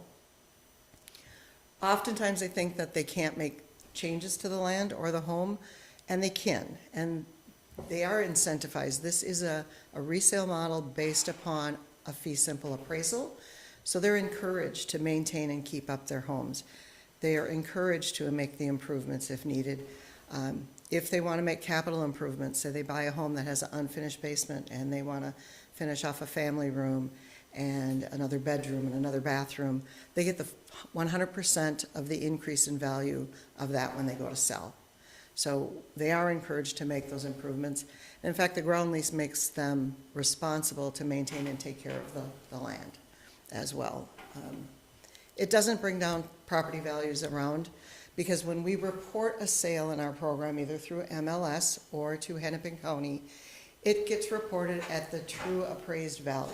So if a home appraises for $425,000 and we're selling it to a homeowner for $225,000, and I'm bringing $200,000 to the table, that's exactly how it's laid out. The value of that home is the $425,000, not the $200,000 that they paid for it. Brenda, can I ask one question related to property values? Are properties owned by the CLT, are they taxed essentially at the same rate as a residential homestead property, or is there a tax break between, the land, the house, whatever the situation may be? Last year's state statute was changed to allow land trust to be categorized at 4DB. So if you're familiar with 4D, that's the multifamily affordable tax rate. They get a rate of 0.5 instead of 1%. And land trusts were just given the right of 0.75. And that's only at the state level. Local funding isn't affected by that. The other thing that has to happen is that's something that every year each land trust has to certify. So if a homeowner isn't in compliance with their ground lease, so if they are not making their ground lease payments, if their insurance isn't the way it should be, if we are getting complaints from the city that they're not doing their due diligence and their maintenance, we can deny them that lower tax rate. So every year that gets recertified. So is it the same tax rate then, as a single family home? At the state level, it's, There are instead no of, state property taxes. well, all of the things that get layered on, so the base That's not level, layered on. okay, Okay. so the base layer of the property tax is 1%, this will be at 0.75, So they are getting a break on property taxes. a slight one. Thank you. But if Yeah, they're let's not in hold off on- compliance, they can't. The answer to I know it's hard to get questions from the audience, I'm sorry, because they can't hear it on audio as well, but And oftentimes I think they can't refinance or get home equity lines. They can. And the big thing is, well, if something happens to them, it comes back to the trust. It does not. It goes to their heirs or anyone named in their will. If they don't have those things, it goes through probate just the way anything else would. What happens if the taxes aren't paid? Because I understand that the land trust is not responsible for paying any of the taxes on this. Just the property, the structure owner has to pay the tax. So we do not allow our homeowners to ever not escrow property taxes. So property taxes will always be escrowed, so they will always be paid by the bank. If they were to default on their mortgage, the bank will step in and pay those. When they are in default, we have the ability to step in and remove them from that property and buy that property back. So we can force the sale of the property, and then we step in. So could you ever do a contract for deed for the land? Because it just sort of like in perpetuity, the land and the house don't ever match up. Yeah, they will never own the land, and because of the funding resources that go into it, the grants that we have state it will always remain in the trust as permanent affordability. So we never have the option of selling it to them. The only way we can remove something is in the event if it were no longer affordable. The property appraised so much that it couldn't be sold to another family at 80% AMI, then we would be able to sell the land out. And if that homeowner then could buy it, they could buy it that way, or we would sell it to someone who could afford it. So it seems like property values are increasing, and it's a way to get into an affordable house. when the taxes go up so much, and this isn't something that they've been anticipating, how does that all work? I mean, because they're getting into a house, as you said, for just the structure cost. Mhm. But they're paying property taxes on everything, and when the land goes up, and all of a sudden the property taxes were, let's say, 3,000, and they're up to 5 now, what happens then? I mean, it just seems like the model, how do you sustain that? Well, it's very similar to if your taxes or my taxes go up. But I own the whole parcel, and I can sell the whole parcel, and I don't have to sell it to somebody that's in a, But they can sell the home if that doesn't work. But as I said, typically, our homeowners don't stay at this income. This is their step in, and their income is going up. And in our 20-year history, they've been able to continue to pay their property taxes. We haven't had anyone default or sell their home because they couldn't pay property taxes. Do all banks offer mortgages on structure only? Not all, because they have to approve the ground lease, but Fannie Mae and Freddie Mac both underwrite the mortgages. Minnesota Housing, so any lenders that do Minnesota Housing can get approved to do it. True Stone Mortgage, Alaris Mortgage, U.S. Bank, Old National, which used to be Klein, they do them. Wells Fargo, Bremer, so most of the large banks are able to. Can I ask another question? You said Sure. something about improving if they refinish the basement, but you also said that they don't get, because you're keeping this sale price, they don't get an equity that somebody who owned everything would get, because there's some sort of affordability limit. If they refinish the basement, is that considered not part of the equity that they would That's get? a capital improvement that they did, so they get 100% of the value of that. How do you determine the value? Fee simple appraisal. We haven't two appraisals done. So when they do that, Does it improvement, does it decay over time? Like it does. It does. So it's at the time of their sale. So we do a lot of counseling on not over improving, and there's a trade-off between value of, somebody's not going to want to put in a basement, bedroom, and an egress window, and a family room, and a bathroom because they want to sell their house in a year or two. The value isn't there, so we really educate them that, if you're going to do this, you need to plan on being here for a while, but when they go to sell, it's an appraisal that takes that out. What about improvements to the land that they don't own? That just kind of it goes into an increase in value, so it's reflective of that, but it's not So they get about a considered- third of that. They get 35%. So one thing we should circle back on, this was asked if we want to be a participant to allow for the funding of the HR fund, right? So this is still happening. There's a house that has been bought and sold and owned already in the city of Long Lake. So you just gotta go back, check your memo. Is this something that we want to sign off on for the Hennepin County funds? And to speak to that, I don't know why we should sign off, just because, this Long Lake doesn't really we're not in the business of this. So if you can do it, you can buy it, this is just my opinion, but why do you need our approval? This isn't something, I don't know that much about it. To me, when you come in and say it's home ownership, I say, okay, it is a place to live, but you're selling it as home ownership, and it's not really what I would consider, in my opinion, home ownership. You own a structure and you rent the rest. So it sort of doesn't have all of the, let's just say, risks or rewards of home ownership. And that's where I say, okay, are you selling this as really home ownership, or are you selling this as a way to get into affordable housing? Because it's not totally home ownership. It's a shared equity model of home ownership. So it's a trade-off. So I often liken it to a family has means and they have some wealth, and they have a child who is a teacher, and that teacher wants to go out and buy a house, and they're out looking, and they really want to be, let's just use the example of Long Lake. They really want to be here because this is where they grew up. They can't afford an entry-level home on a teacher's salary. So mom and dad look at them and say, you know what? we really don't want you to be in X community. I'm not going to call any specific community out, but we really don't want you to be in that community or in that house that doesn't have a new furnace, that has bad insulation, that might have mold, that could have lead paint. A lot of health and safety concerns. So mom and dad say, we're going to help you out. We've got $100,000. It's in our retirement account, but we'll pull it out and we'll help you buy this. You don't have to make payments because we know that's going to be tough for you. But when you go to sell, we're going to want that back. And if you make a profit, we're going to want some of that too.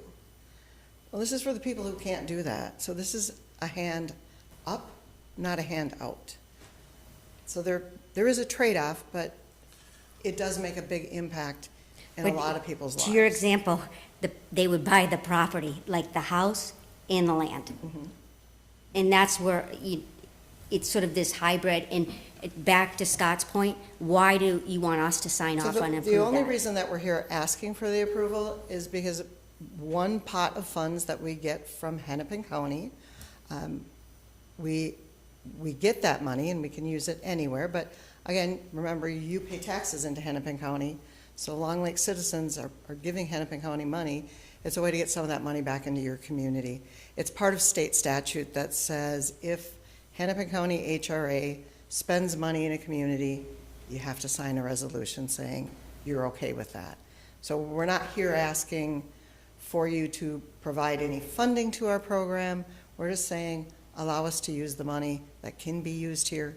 But you should ask Hennepin County, why is that a requirement for us to say that we, It's state statute. right, I understand, but that doesn't mean we should have to get approval. I mean, why do we need to approve this when we're not involved? And I understand it's state statute, but maybe that shouldn't be a state statute.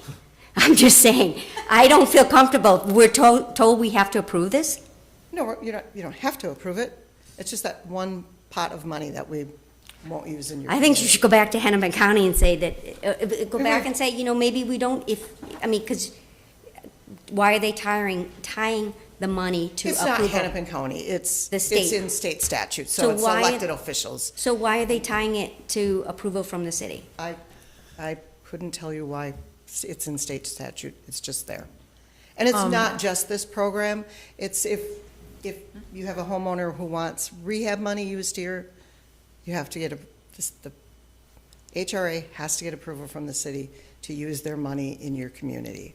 So their rehab programs that they have for homeowners that are at 80% AMI or 100% AMI, they can't get a rehab loan through Hennepin County if you don't approve it. I can't answer why. It's just state statute.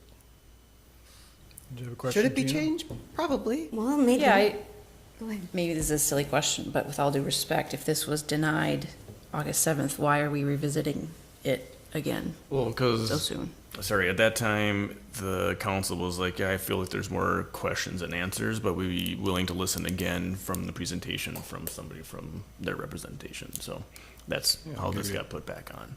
Give them a And I chance. believe the applicant had reapproached the city about wanting to present additional information and be physically present at a meeting. There was just a lot of assumptions made. I watched that whole city council meeting. There were a lot of assumptions made about the land trust model, and a lot of that was wrong. So that's why I wanted to just come here. Regardless of whether you want us to use that money here, that's fine. But I wanted to dispel a lot of the myths and misinformation that was there. So that was really more about. So one question I would just have is if, if the council were to, deny again adoption of this resolution, does that really change anything? Would Homes Within Reach still be, you already own one property in Long Lake, would you be acquiring others through the funds available to the land trust without that Hennepin County pot? In the presentation, you see that there's an example. There's a family that missed out on that home. And they're asking us to look here to help them. I showed you pictures of the homes that they looked at and where they could buy a home. They already live here. They want to be here. And But we are subsidizing it because we're getting less tax revenue from that property. So Long Lake is, whether we want to or not, we're, providing some of that. Technically, but I do have that ability, as I said, we have to certify. If a community says, I don't want you to certify homes in our community at a lower tax rate, I certainly would honor that and not do that. I think that is, again, when you were looking at Met Council and saying an overreach, I'm mindful and respectful of that. So if that's something you say, we want it at the 100%, I'm gonna do that. And the statute change that allowed for you to Just last go with the reduced rate also allows for cities to say, no, that is not. I'm not sure if the city can allow it, but it really comes down to each CLT saying they will or won't do it. So without us saying do it, it doesn't get done. So as partners in a program, we would certainly say, okay, if that's the deal breaker, they don't get the reduced taxes. I mean, the current homeowner qualified on what the taxes currently are. So it would just be a benefit that they went down, so. Always when they buy the first year that they're buying, they're going to be paying the full value of taxes. So that's what they're qualifying their mortgage on. Again, not every homeowner that we have will get that benefit because there will be reasons that they're not in compliance and again, if a city does not want that, then we would be respectful of that and not do that. See, I fundamentally have a hard time with in perpetuity. You divorcing the land from the structure. I mean, it's pretty hard to move the structure if you want to put this, that you own and move it somewhere else. And I think divorcing that kind of is like playing a game because that's where it is. It's fixed. And to have two owners, because what happens, I mean, you can say in perpetuity, but what happens when your organization is dissolved? It won't go into perpetuity. What happens, what problems are caused? And we actually have a fire department. We own 50% of a fire department, and that causes a problem. It's the same thing, 50-50. So I think it seemed to me that your organization gets a lot of donations and grant money. It would be nice to see that give the homeowner the entire property and have them be able to enjoy it. And I appreciate it's a hand up and you're trying to keep it affordable, and I'm just saying my opinion, but you are creating generational wealth for that lucky family because they do have that to rely on, to sell, to make money, to kind of begin the process of creating wealth. The funders wouldn't fund us at the level that they do, and the levels that you were looking at, that goes into property and rehab. Our operating budget is only about $400,000. So the money that we get through those grants actually goes into the properties. But you are getting money back to pay for those properties. You do collect, well, it sounds like I thought your rental fees were going to be higher, but they're reasonable for the land. But you do collect money back when they pay off the mortgage. No. They get a mortgage, they buy the property, you buy the land, and then, okay, you wouldn't get that much money back from the lease. We get $30 a month Yeah. for the lease. It's not enough to run the program. In perpetuity. Right. And when a property is sold, the land is never sold. The homeowner is selling the structure to another affordable family. So we're never taking money out of that transaction. We're not profiting on that and lining our pockets, as somebody had said in the other meeting. That's not the way it works. What we're doing is that value that increased in that home is often tied to the community, not the structure. Values go up because of the amenities and the desire for people to live in a community. You can take a house in Edina and move it out to western Minnesota, and it's not going to have the same value, regardless if it's a small little house or a big one. It's a lot because of where it is, and a lot of the value here is because, as one of your residents said, you are a small community that's close to everything, that provides a safe, wonderful environment, good schools and other things. And it's the reason people want to be here. That's what's helping drive up your property values, not because somebody maintains their home so well. Based on a comment you just made, does that mean the homes can only be sold to other participants in your program once you own them? They will go to other buyers at 80% AMI. So if I'm a homeowner and I want to sell my home, I have to call the office and we order an appraisal to make sure that they're getting their fair share value of that home. And if they have a friend, a family member, someone they want to sell to, they can do that. We also have the first right of refusal, because if a home isn't in good repair, we're going to want to buy it back and fix it to sell it to the next homeowner. So we have the first right of refusal. They can sell it to anyone they want, but that person has to be income qualified. And is there some sort of a deed restriction that addresses that any new owners have to enter into a ground lease with your organization?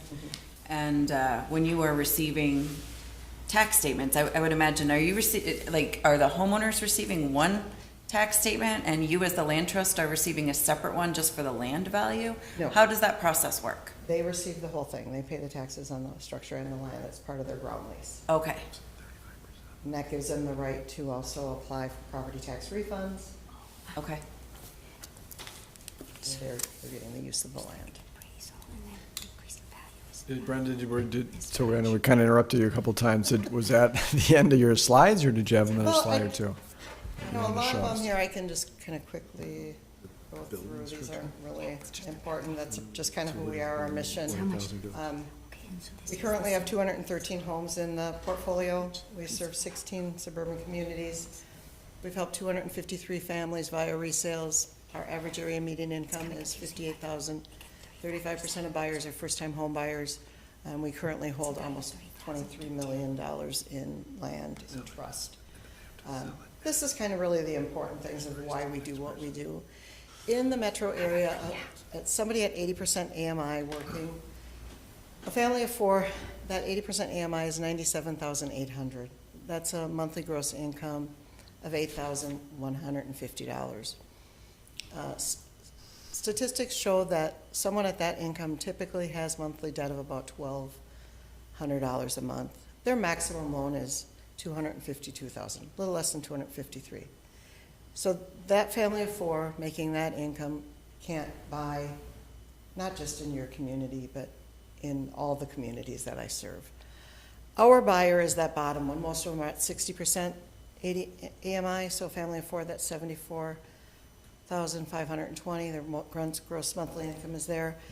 Most of our buyers have very little debt because they have to have good credit, they have to have a good job, they have to get that conventional mortgage. They can't use an FHA. So their maximum loan about $194,000. So this is an example of a family that came to us. It's a family of five. They're married, 3 children. They currently live here. They've lived here for 5 years. Kids attend Orno School. Their job is close by. They have established friends here. They have a worship community here. Overall, they have a sense of pride in living in this community, much like one of your residents talked about. But they're renters, and they're always going to be renters. They make $82,650 a year. Their maximum loan is $220,000. So this is what was on the market when I put this together. There's one home close to this area where they desire to live, and that's Maple Plain. So this is that home. It was built, listed at $225,000.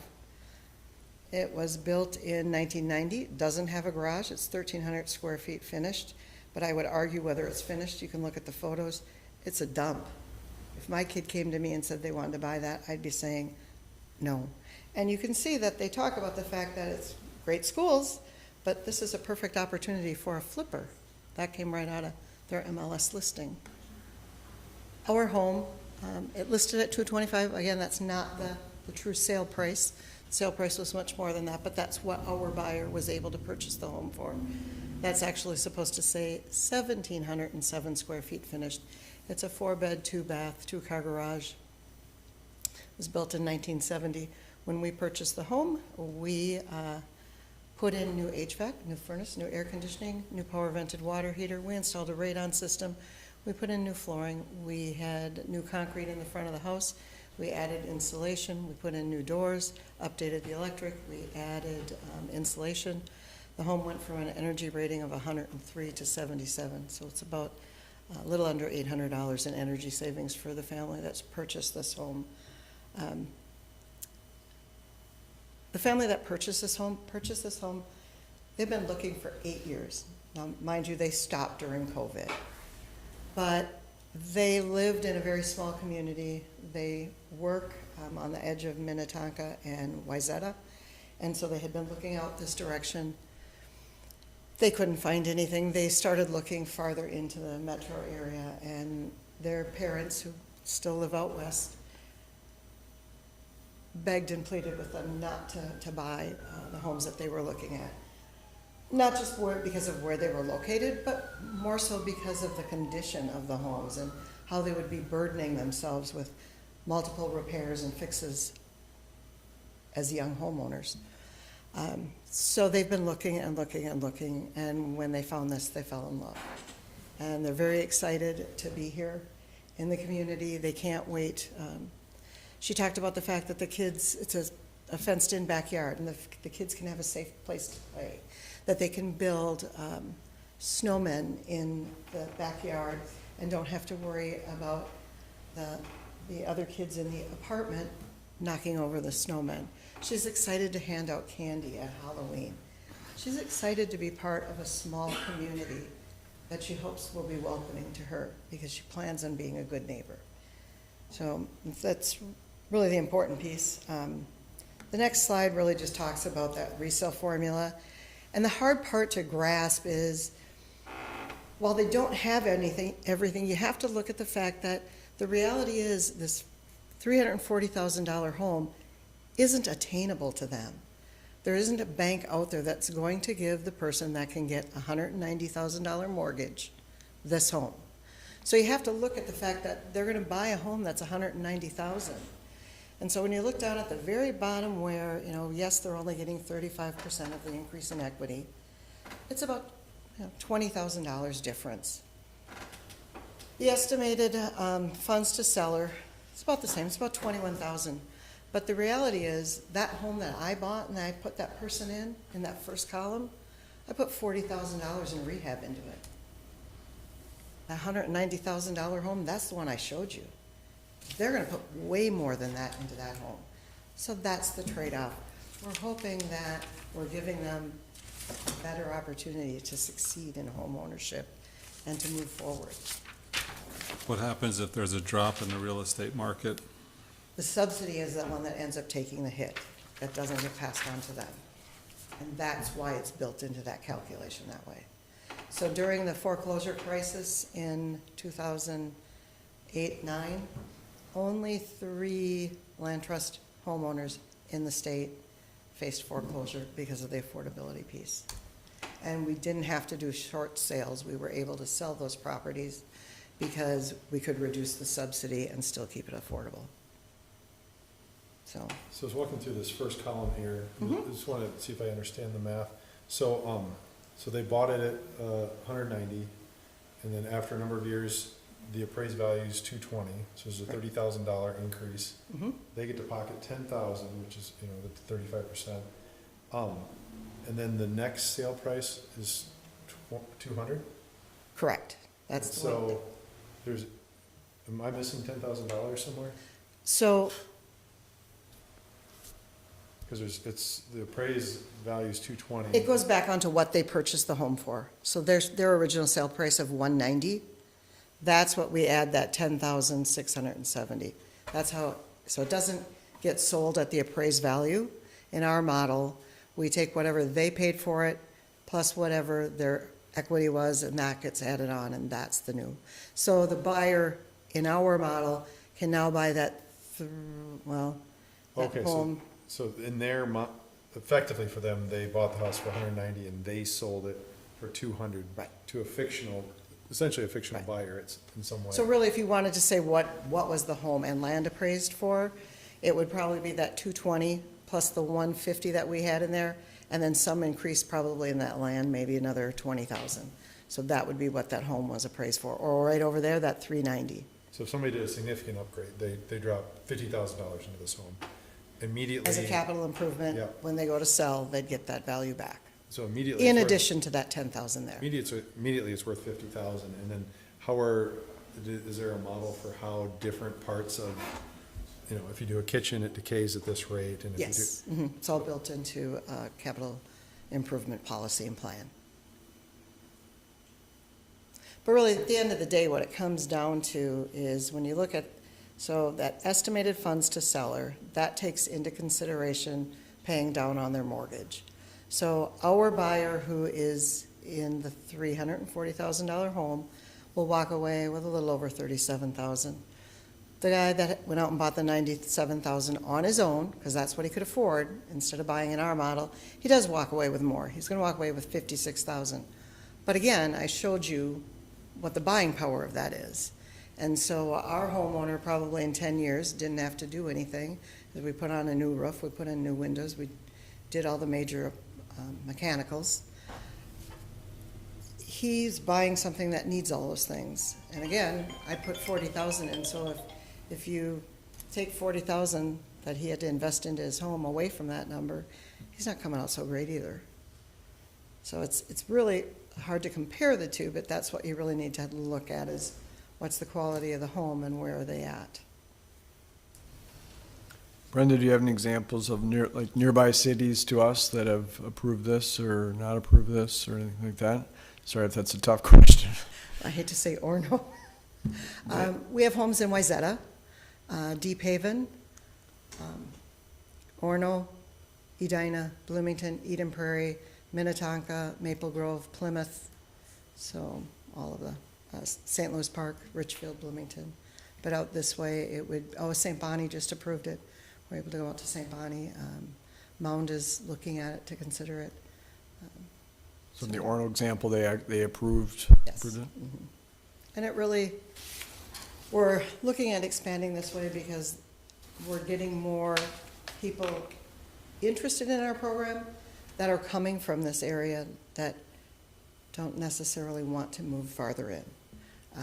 And oftentimes, a home, the home that we have here in this community, if that were in St. Louis Park, that would be a small 3-bedroom, 1-bath, 1-car garage on a tiny little lot. And we're finding out that our buyers are coming from this farther out suburban communities, and that's where they want to be. And so that's why the push has been there for us to come and start expanding out this way more. And I gave you the example of the buyer and the one gentleman now who's been working with us. So yes, the following Deirdre's question, what is there is no perpetuity, right? Everything comes to an end in some way. Well, how does this program terminate, or how is there a separation of this house land partnership thing? It should survive in perpetuity. Our governing documents say that if we were no longer to be able to sustain, but we've been around for almost 25 years, then we would look at another land trust organization assuming that stewardship role. In Carver County, the city of Chaska started a land trust right before the foreclosure crisis. Their educational partner in that endeavor, who did their home stretch classes and their buyer education, was the Carver County CDA. So when that small land trust, because they only had about, I think they had about 18 homes in the land trust, and the city couldn't sustain it, they had reached out to the CDA as a larger entity that served the whole county and asked them to take over the stewardship of it. So our grounding documents guide us that would be our first endeavor, is to find a like-minded entity that would take over all that stewardship. In the event none of that would be able to take place, then it would require each organization to go back to the funding organizations that have put money into this and repay those loans and sell it outside of the land trust. So then homeowners would have the ability to purchase the land at that point, with the caveat that all the declarations and covenants that are attached get paid in full. And all of those things are at 0% interest. Many of them are grants that go away over time. But in that scenario, I guess you have somebody who can't afford to buy the land, and they're put in a situation then that they're living in a house. And, I mean, I feel like they're gonna be in a tough situation, right, where they're gonna be forced to buy that house or move out, correct? Correct. Or buy the land or move out. And I guess, as we just talking about development, any house that gets purchased in this and gets into this type of land grant, it will never be subdivided, right? There's, No. okay. But in terms of meeting your affordable housing goals, Met Council likes the land trust model, they acknowledge it, and it counts towards your affordable goals. And even resale, so every resale does count for that. Your website doesn't show those communities that you listed as being active HWR programs. It has I Wayzata do and actually Deep recall Haven. seeing that somewhere. It has Wayzata and Deep Haven, that's the farthest west, that it doesn't show any other communities. The other ones, it's recent, it's just this year that they have done that, and so the website is in the process of being redesigned, because if you've looked at it, it's not the greatest website. And that, you know, the other thing I noticed is that these are all like big cities, so they can afford to sort of absorb this kind of thing and perhaps get the lower tax revenue, but, I'm concerned about it for a small city like ours, but, for many of the reasons that you gave too, but, yeah, I don't see, I think you mentioned Orono, Maple Plain. Not Maple Plain. Oh. Maple Plain is, we're talking to them and we're talking to Mound right now. St. Bonnie has approved it and Orono has approved it, but it's not on the website yet. Okay. Typically, they don't get on the website until we have a home in their community. And then those are the communities where we have current homes existing. Do you have homes in any communities where the councils did not approve the, the county funds? Not in the time that I've been here. It could have happened before I took over this position 3 years ago. Technically, you Well, there's- probably do right now. There's because one in we- Long Lake, Some of this has yeah. been- Yeah. Yeah, and some of this has been new state statute that has changed. So it really comes down to just that one funding source, saying you can spend the money in that community. And so any community that, I mean, I guess I could have not come to explain what the land trust model is. We could have not asked, but it is money that can be spent in your community. And therefore, we're here saying, would you like to see some of Hennepin County's money spent in your community for affordable home ownership? If the answer is yes, we'll use it here. If the answer is no, we use it in another community. But again, it's specific to Hennepin County HRA funds. Okay. But you're still gonna buy properties here if you want to, with or without that, right? I mean, there's already one that's been bought. There's one. It's not like we're gonna go out and buy 20 properties here. It really is about density. Kind of common sense, it doesn't make sense to flood any community with affordable home ownership. You need a housing continuum. And so, we'd be mindful of the size of a community. So larger communities, we have more homes.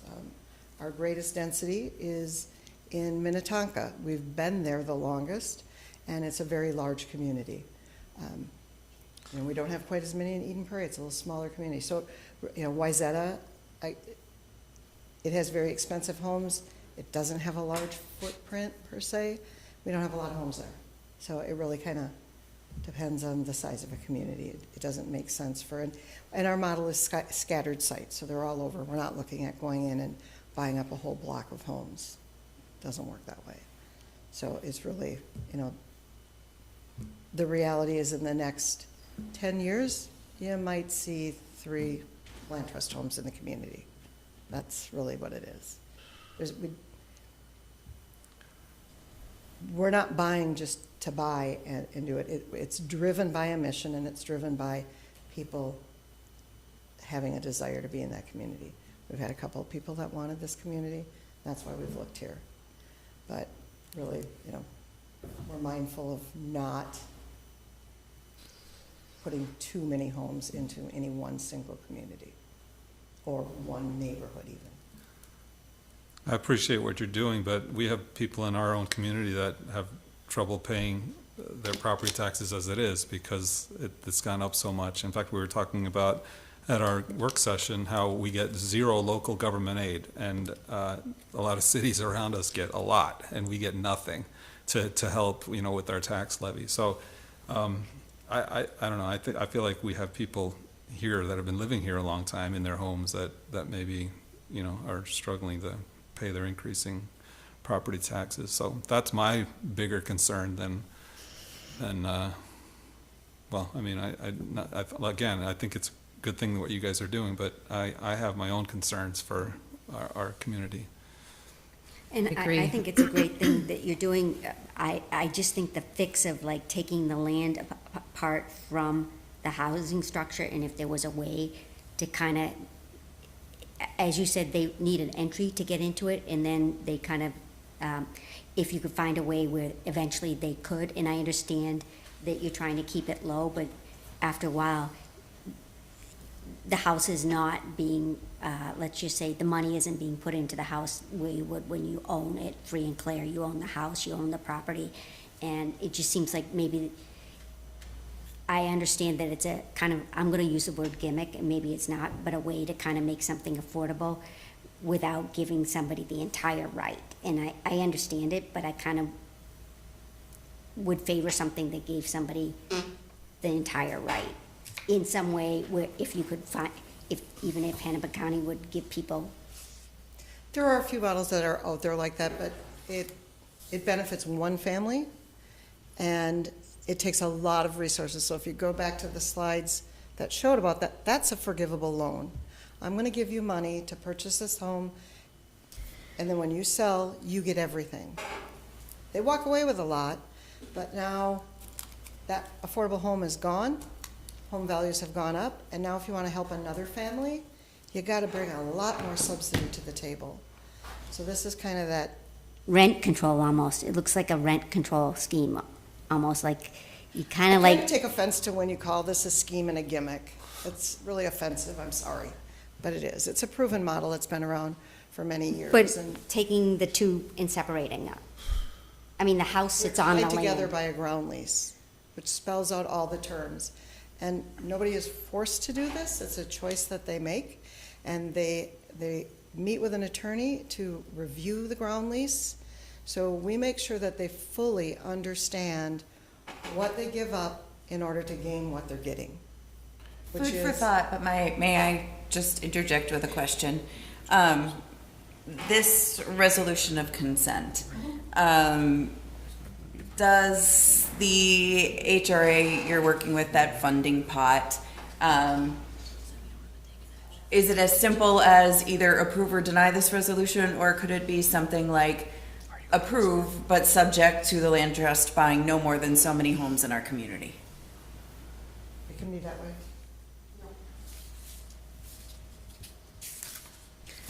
So, but since it was already denied on August 7th, it says that there's no action to be taken at this time unless we've changed our mind on that, right? Staff isn't requesting any action. This was a decision solely for the council to make. If you want to consider adoption of the resolution and say something like, but add a statement that we approve this for the purchase of no more than 2 homes in our community, whatever that number is, that is an option. That's what we were looking to ascertain and see if that was a possibility. Along with stating that we can't reduce the taxes. That is fine. Also an option.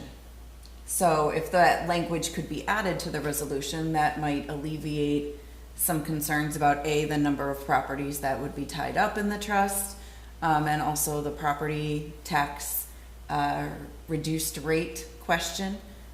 We could certainly, if the council is interested in us doing that, we could the council could vote to adopt a resolution with the direction that we amend that to reflect those two items. No more than such and such homes, and that they must pay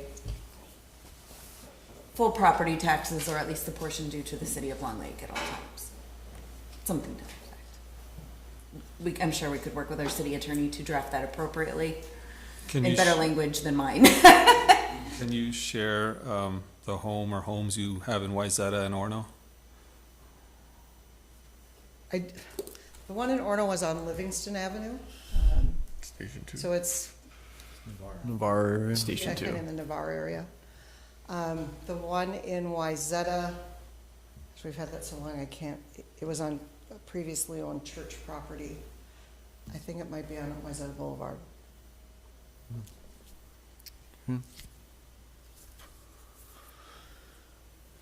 All right, any other thoughts from council members, or I think I might be wrong, I'm sensing some opposition. But is there any appetite for what Jeanette recommended, which is, some potential stipulations regarding no more than so many properties, and the issue with the limitation regarding the property tax, city property tax revenue, or? How does that work if the one that's already been purchased has already gotten a lower That would rate? be- Would that be amended? We could still use county funds there and count that as one of those. That's not a problem, because it's not completely closed out. Because of the fact that we do all of our work on a reimbursement schedule, even once a home buyer purchases, it's not closed out with our funders for about another 60 days.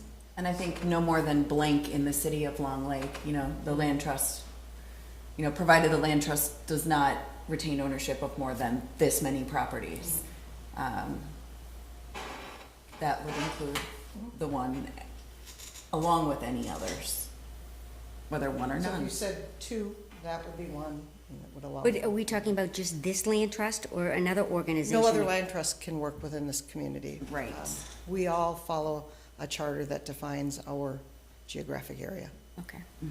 I will say this, and I'm not advocating for one direction or the other, but I will say that I suspect that looking at the home, for example, that you purchased on Englewood, that is exactly the kind of home you would see purchased by these corporations that are buying up homes left and right. Mandy and I are seeing this all the time and turning them into rental housing.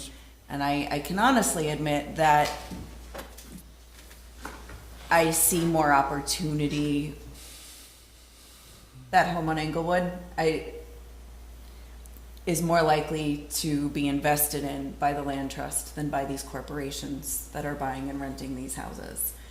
I'm not advocating in any direction. That is the council's decision to make. But I don't know that allowing the land trust to purchase a very limited number of homes in this community, as long as we are not experiencing the negative tax effects and the homeowners are going into it all eyes wide open with full disclosure, that is their choice. And if we as a community stand nothing to lose on the financial side of things, that those homeowners that those properties are being taxed and we are receiving the same portion as we would with any other single-family residence. What do you think it does to the adjacent property values? I think it would be, I think anytime you have a property that's improving adjacent to you, it is actually improving your situation. I would like to make a comment, and I'm speaking once again, I don't have any, it doesn't matter to me one way or the other.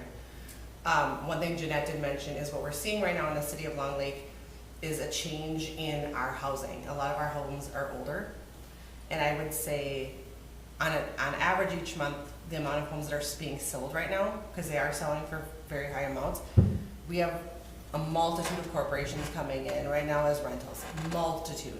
I had one today call me from Utah. They have 3 rental properties. They don't live here. They don't have any idea about the property's condition. I have another one that trying to get a hold of an owner is nearly impossible. I will say I have had the pleasure of speaking to our new resident and welcoming her to our community, and I am excited because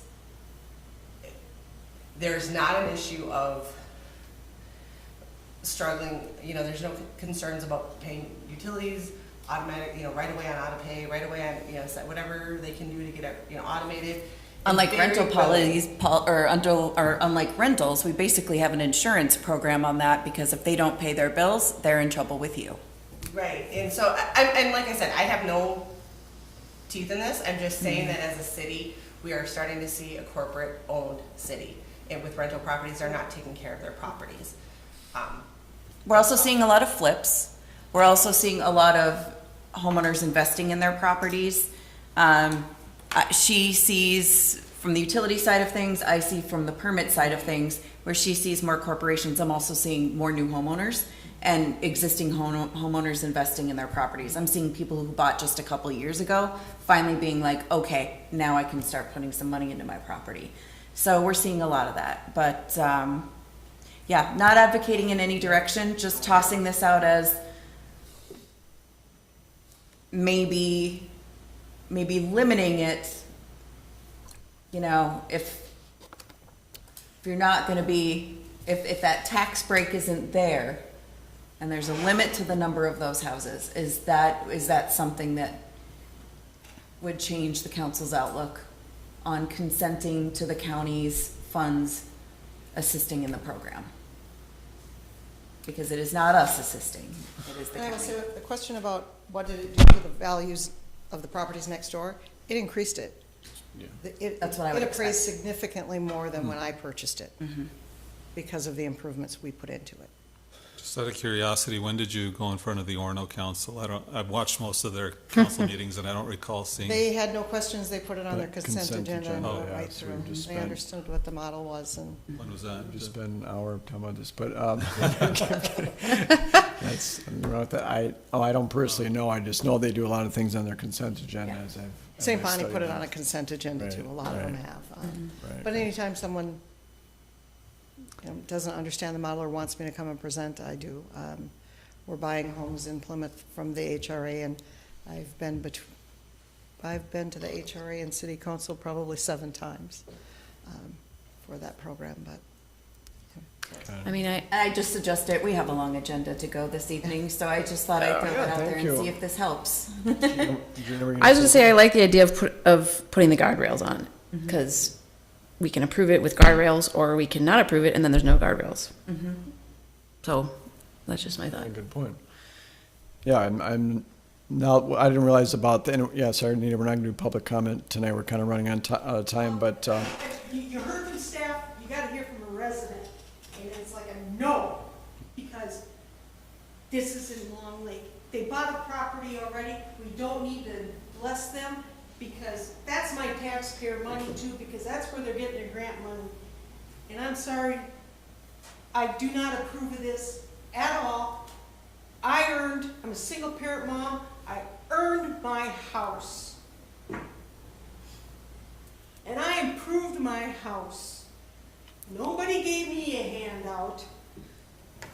So, and it's not the American dream to buy a structure and no land. American dream is having the whole thing. I don't want this in my city. okay, thanks, Anita. Thank you. Was somebody gonna say something down here before that interruption there? I thought somebody was gonna say. Yeah, now that I didn't know much about it the first time around reading the brochures and everything, this is interesting to learn more about it from staff and from staff, or from Brenda as well, but yeah, I'm kind of, I don't know that the financial detriments are there to, if that was a big issue, my concern was the tax issue, so if that's, can be addressed, then I'm not as, I'm less worried about that, so. Any other thoughts, though, from, I just, for me, I understand you don't like the word scheme, and I understand it's a way to try to kind of, but there is effect on other people who are trying to buy those properties, and I know it's the corporations, but if you coming in and you're not, and you want to buy something, people are bidding it up when they don't even own the land, when they're not buying the land. So I think kind of having home ownership where you, I think that is the American dream, when you're buying the home with the land. Otherwise, it's a pseudo rental. It is a pseudo rental because you are renting it, part of it. You're renting the structure. And so I understand you're getting financing and you need our approval, but it's fundamentally, I don't approve of the approach for this particular I approach understand. for You prefer rentals. for affordable housing. It seems like, I don't know what Habitat for Humanity does. Did they get? Habitat has a shared equity model as well, and it is for one homeowner, but they buy every single property back, and only the homeowner gets a share of equity. But did the homeowner, it's the whole property together? It's a They get the divorce? whole property, but they don't get everything when they sell. They don't get the value of everything. They have to repay back some of the handout that was given to They them. have to pay back what was put into that property, and it's a shared equity model. So the reason that Habitat doesn't have an interest on that home, an interest rate on that loan that they gave them, is because they're gonna take a share of the increase in value. So it's like a joint venture? Almost like It's just spelled out a little bit different, but they're, if Habitat gave them $100,000 to make it affordable, and sometimes that's what they do, they're gonna take that $100,000 back, and then let's say there's $50,000 in equity. I don't know their exact numbers, but that homeowner isn't gonna get the whole 50. Yeah. Habitat is going to take a share of it because that's what they're getting in lieu of getting interest. And so the land does never get separated from the structure in perpetuity, which is, to me, I don't understand how that seems like a recipe for like what happens down the road. Can we table this? Yeah. And maybe have staff come up with some options or How about something? this? We'll prep a resolution with the guardrails on. No, I'm not agreeing to that. I understand that you're not, and I hear that. I'm just saying, we'll prep I don't know it. if I'm agreeable to it either. Yeah. But at least I want to prep it and put the Yeah. language in front of you, and then ultimately, you can We'll put choose the to other- adopt or deny. Okay. Read, something to read, have in front of us. And we also recognize that it may not be a unanimous decision. Whatever it is, we just want to be sure that we put the accurate resolution we're talking about in front of you, and then you can make an informed choice. Somebody else wants to talk. Yeah. Very brief, very brief. I'm a former city council member from Minnetrista, so I appreciate you being here tonight. And I was on the Economic Development Board, and we heard affordable housing proposals like this in Minnetrista. I would strongly encourage you to reject this proposition because it's not a right to live in an upscale suburban community like Long Lake. It's a privilege. It's earned by hard work and a lot of sacrifice. And this organization is going to go to Maple Plain, they're going to go to Minnetrista, they're going to go to other communities, and they're going to say that Long Lake signed on to this. They're not going to tell them that they put caveats on what they're going to do, but it's going to be a snowball effect going through other communities. And this is not good for the people that worked hard, bought their properties, and earned their way to buy out here in Long Lake. And you will have higher crime rates when you let affordable housing projects like this come in. And I think long and hard about the wisdom of letting the county, a county trust come in and buy land in Long Lake, because it's going to spread throughout the suburbs. So that's all I had to say. Thank And I'm sorry, what was your name and address for the record? you. Shannon Bruce, I'm in Minnetrista, Okay. 7500 Fielding Trail. I think Shannon. All I right. think at this point, we're just Action for a motion. looking for direction here. Yeah. Oh, I'm sorry. Mayor, can I be heard briefly? Oh, sure, John. Thank you. Yeah, Oh, I goodness. just wanted to interject something. I apologize, I'll be very brief. In just listening to this discussion, members of council, one point that I'm considering would be the fact that the status quo right now is the property has been purchased. There is a lease agreement. It is held by the trust. Nothing that you do as far as the approval of the resolution will change that, except allow them to access some financing, for the resident that you have. But you could, with the guardrail example, you could simply just say one. Correct. Limit it to this property, so that any discouragement of having to split ownership that you're concerned about is accomplished, but you're able to help the resident who's already here. Just one, just food for That's a thought. good point, but what I worry about is scope creep.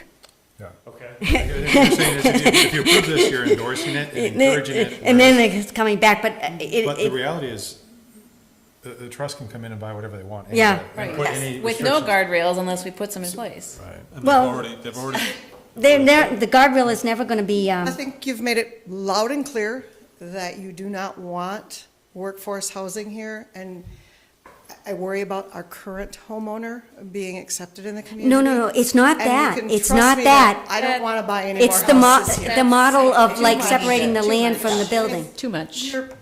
You've made it very, very clear how much you dislike this model.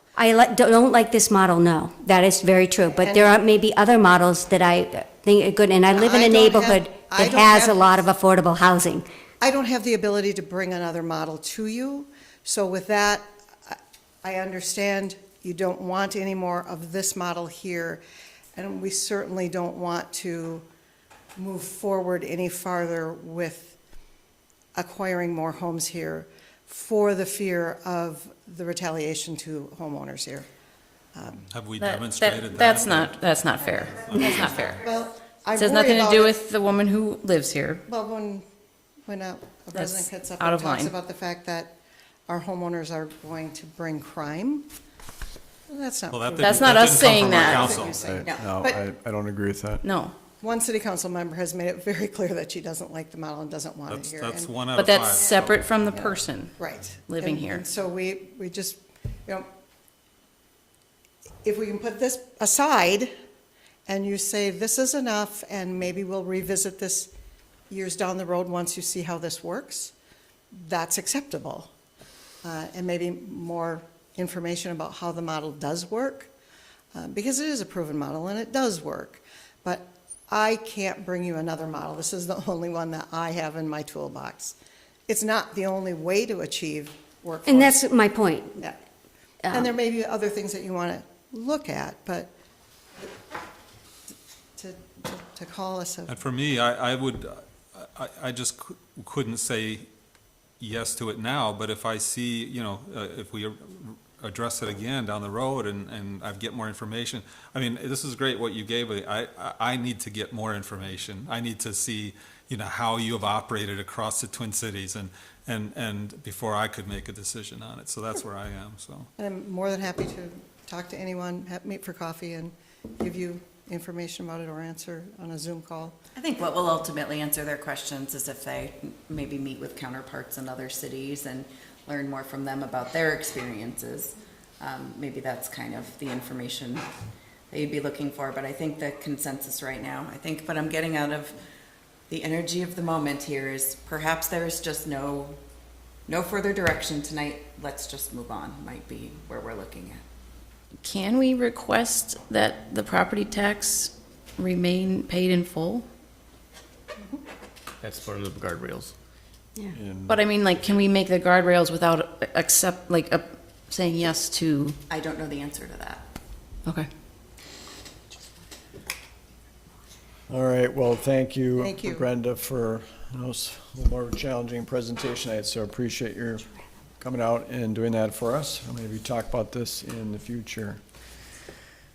All right, it might be good to take a break. At some point, we can do either. Go make coffee? Before, Can we take like 5 minutes right now? let's do that. Let's do that now, then because we have a levy discussion coming up here. So let's just adjourn for 5 or 10 minutes, take a stretch, and decompress a little bit. I'm so You guys are crazy. All right, we'll freezing. reconvene.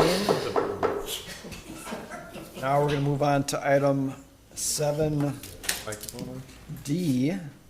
7D, adoption of preliminary 2025 payable levy, establish truth in taxation, public meeting, date to discuss levy and proposed budget. Scott, kick us off. Yes, thanks, Mayor. And then there was one. After that long meeting or long conversation, we'll be talking about the 25 levy. The preliminary levy needs to be adopted by the end of the month, and then the final levy will be by the end of December. Some of the budget factors that were considered inside creating of the levy was the state local aid. In 2025, it will be $0. If you want to talk about the formula, Divik is very good at knowing the foundation of the. Only half of it. I've got to figure out the other half.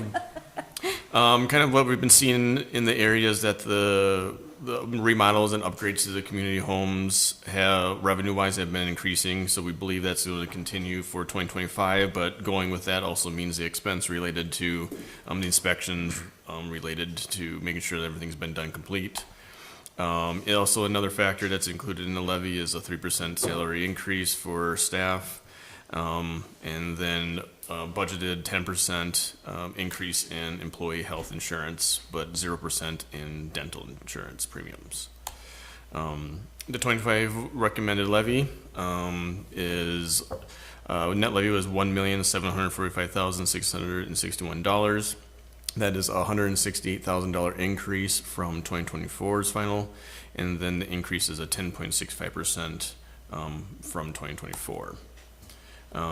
We did see a $502,592 net tax capacity increase from 24 to 25, and then with the $168,000 increase to the levy, accompanied by the 10.65% increase, there is no result. The result is no increase or flat rate tax on the city's portion of your 2025 taxes. And here's a quick kind of little history of your tax levy over the course of the last handful of years, with the goal of keeping it lowered or lowering it or keeping it flat. Some of the other things that were included in the levy have been a $9,800 increase in the police contract, a $700 or $7,650 increase in your fire department budget. And so those are also included in your levy. With that increase in the flat rate, there's additional funding that could be used for city needs. The staff is recommending that those needs would be a $200,000 allotment for fire department legal fees. We do know as of now that we're continuing through our legal process with Orono and City of Long Lake. And so that would be an ideal dollar amount used to budget for that. And then also we are seeing a large impact in our right-of-ways related to the dead ash trees, and staff is recommending a $20,000 line item used for tree removal. We're not quite sure where we're going to start, but we're seeing them in our parks and our right-of-ways, but you know, that's kind of a safety concern for the public works. And they can't do it all by themselves because it takes a lot of time and equipment. So some other capital items that are to consider in 2025, maybe at the final levy, would be City Hall building updates, replacement of the Public Works lawnmowers before the spring season, but also preparing for the expense of the utility rescue vehicle that has been ordered and is scheduled to be delivered in 2025. And I do know that we've talked about this multiple times at fire advisory board meetings, but I know that the council does not maybe talked about it a lot in public, but I know we've had in a couple other council meetings and work sessions that we are looking to commit to the purchase of it, buying it back from the city of Orono at the end of our contract. Our current contract says that it's broken down by the three cities based on their percent formula from the FAB, or the Fire Advisory Board's approved budget. So I guess kind of with that being said, I would like to get some direction from the council to give some feedback back to the city of Orono. And so in your report, there are three motions that staff is looking for. One is to establish the preliminary levy for 2025, or payable in 2025, setting the truth in taxation for December 3rd of 2024, and then also maybe a motion / direction related to that fire rescue vehicle commitment. And if there's any other questions, I will try to answer them. All right, thank you. And just like we've always said, this is the preliminary. It can always go down from here. We just can't go up from here. So we don't necessarily need to tackle all of the challenges in the weeds right now, right? Right. The hopes is once some of the final evaluations come in, we get some more clarity on what our health insurance premiums are going to be. There should be some adjustment for lowering, but at this time, some stuff is still unknown.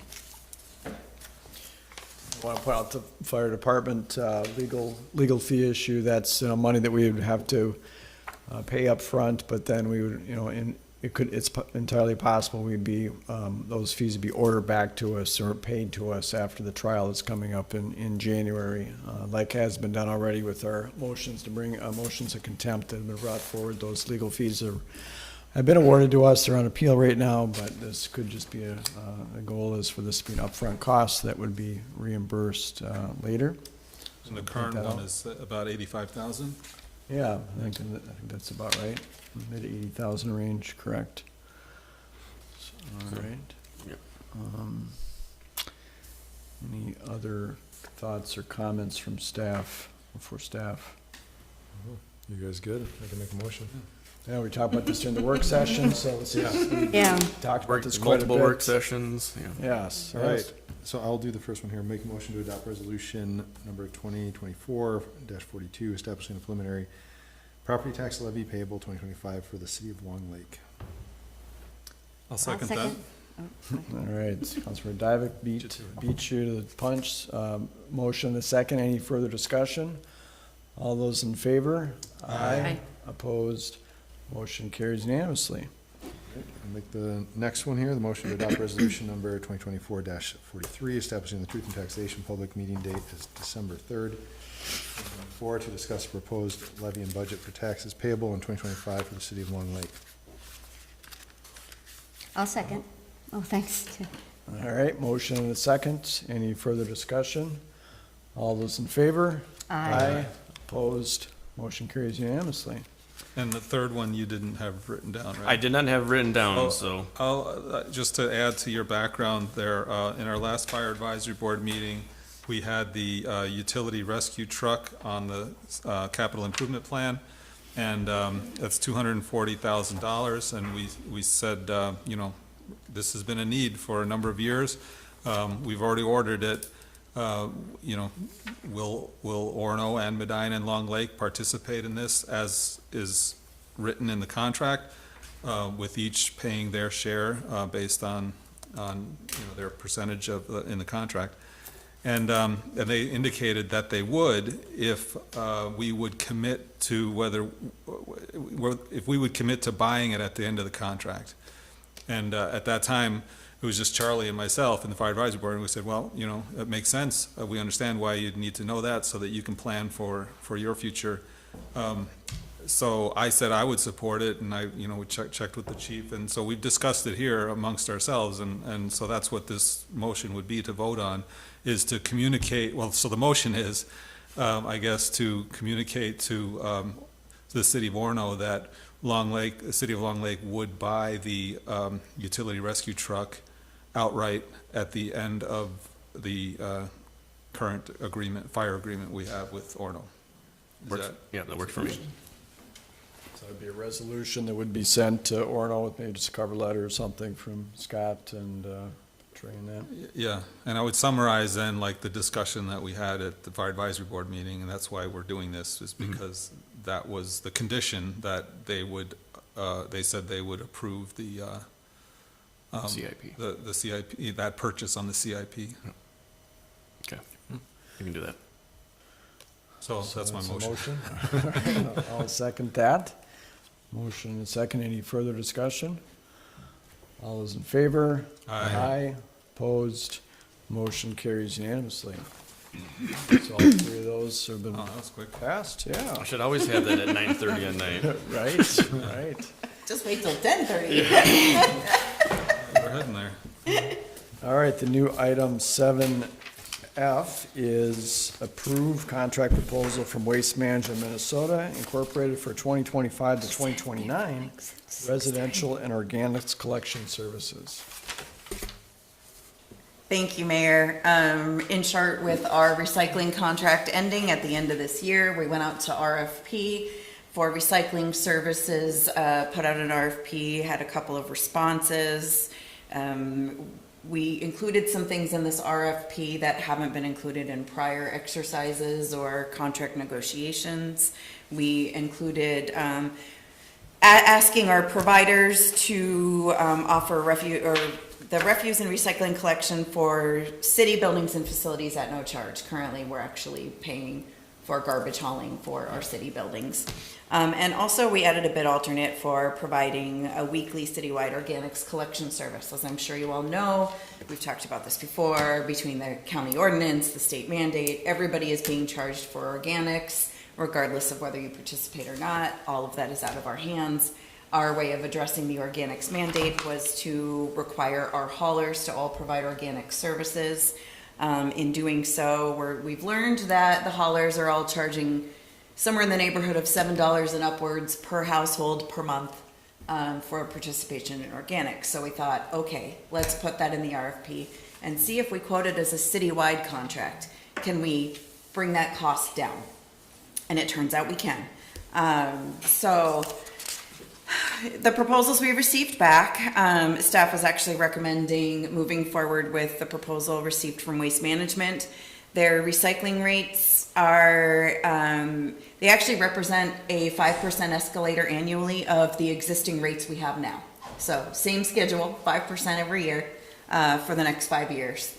So it's based on our existing schedule and adding an annual escalator versus coming to us with, oh, it's going to cost you $3 more per household. So we appreciate that. Again, it would include the city refuse and recycling collection at no cost to the city. They did put together an organics pricing, and it's scaled for participation, so which we appreciate because I think we all know organics is not exactly going to be a big citywide taker. But you know, if we get very low participation, under 20%, there's a fee structure there that starts at $375 and goes up to $456. If we were to get, you know, just shy of half the households in Long Lake, getting into that $214 to $285 and up, well, higher than that, I'm sure we'd be negotiating it. But 40%, I think, is, I'd be shocked if we ever came anywhere near it, to be honest with you. And if we did, they still would be paying less than they are now to their garbage hauler by, you know, a little bit less than probably $1 a month. So I think what we are seeing as a city is if we implement a citywide organics contract, just like we do recycling, we can do this in a way that will result in bringing that cost down a bit to residents. Will it result in more work on our side? Yes, absolutely. The transition will take a little finagling, but we will get through it. This is Jason Hartman here in attendance with Waste Management. I know. Bless this man's heart for waiting through this meeting because it is that important to him. He said, exactly, to be here for new services. So I will say we have always You getting paid overtime? I hope so. You deserve a raise. Have Friday off. Dan, the whole team I've worked with at Waste Management for all these years now. We've been with them for well over a decade. It's been a good, positive working relationship. I have yet to have a complaint about an interaction there. So I think in keeping it short, we're asking the city council to execute these. The first motion's a little long. It's long by necessity. We want to get authorization for Scott, as city administrator, to execute any documents necessary. And also, in doing this, we also have to take that next step of very quickly preparing an amendment to city code to reflect that we as a city would be administering a recycling or an organics recycling contract versus mandating the haulers require it. Would the billing still go through our haulers? Nope, the billing that organics charge would then become a line item on your utility bill and would come off your hauler bill. But our recycling Is billed on your utility bill. Is it? I bill you that, yep. Yep. I thought I have a recycling line on my garbage. If- Double check that. If you do, Probably do, you know. that is a good question. Double paying. And if you're with curbside, I'd really double check it. No, I'm not with curbside. So just to clarify, the bi-weekly, That's $10 or $11.04 per month. So it's, each week you pay that much. No, That's the whole month? this is a monthly per unit rate, yes. Yeah. It is weekly per residence Waste management. is, oh, actually, yes, you're right. Participating, because we asked for quoting monthly rates. I see where the confusion is there. So is it a bi-weekly service? These rates are intended to be monthly rates per residence. Okay, They're monthly rates, one service is bi-weekly, the recycling's bi-weekly, the organics would be weekly. Yes. Okay. So the weekly cost for 0 to 142, it's not gonna be weekly 375, it's gonna be 375 a month, or, yes. So now, I think what we're gonna do, because we will have to set recycling and organics rates as part of our utility rates exercise. The recycling fund doesn't just fund recycling, it also, and organics, it also would be funds our yard waste program, which is about a $5,000 bill and change a year for access to that yard waste site. So we probably would lock in the fees at closer to a year 4 or year 5 amount so that we can continue to pay that yard waste site out of that same fund as we always have. That's where it belongs, and that's kind of the practice we've done. But I do think that we're gonna end up probably, for a while, we had to play catch up on our recycling fund because we were running negative. And I think after looking at the numbers, I think we're finally close to that break-even amount. So I think we're actually gonna bring our recycling rate down from like $7.50 a month down to closer to $7. And then probably set organics closer to the maybe $4.50 mark. So either way, it's still gonna be less than you're paying your garbage hauler right now. We'll bring down the recycling cost a nudge, and you'll be dealing with us and not a stream of confusion of haulers. Another option, because Jeanette and I are gonna work very closely together on this, as she mentioned, current recycling costs are $7.50. Even if we left that the same and went lower even on the Organic side? organics, so it wasn't such a sticker shock. I'm gonna get a lot of We phone could calls do in that the too. beginning Yep. that say, why is there a new charge? Yep. So it's going to be some education with our residents to let them know you should be saving on your garbage now. And in fact, this should be less than you were, That's true. We could actually just leave recycling exactly where it is for the next few years, but start organics at something more like $3.75. Because my goal is to have those in the same fund, in Yeah. the recycling fund. Come and soft as at organics to try to get our residents a little bit more used to it, because it will be a new charge that they're not used to. Yeah. And then increase that. One other thing, like she mentioned, we did get to include, city trash services, that's sitting in both fire departments. So we're gonna save a little bit. That will save us a good amount of money on our, general fund. And that was actually Jason's suggestion. Jason worked very, very, very hard on Great. Yeah, come up to the mic, please, Jason. Thank you.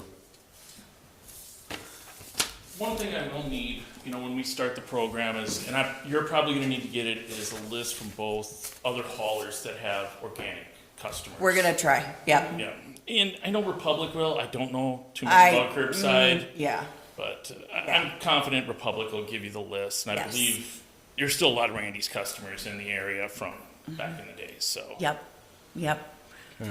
Right now, you may have some of our customers. Zero. You have zero, We have okay, zero. so they're all with Republic or Curbside. Yeah. And he was also kind enough to share with me, another community, it's funny, when we based our organics ordinance and the solid waste thing off something, we kind of based it a little bit in part off Maple Grove. Maple Grove is making this exact same transition right now. They're switching from a hauler mandate to a citywide organics contract, probably because they've experienced the same thing we have, mayhem. Most cities in Hennepin County that are like you, a subscription trash community but have organized recycling, are all switching to this program.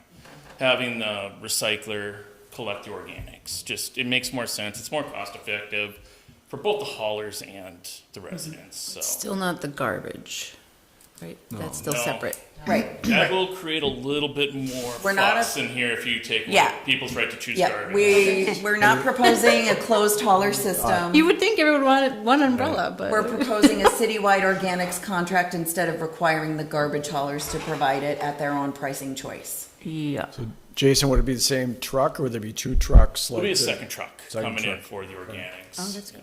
Okay, that's what I Yeah, figured. you can't really put the, It'll be an automated truck. It'll look the same, just, yeah.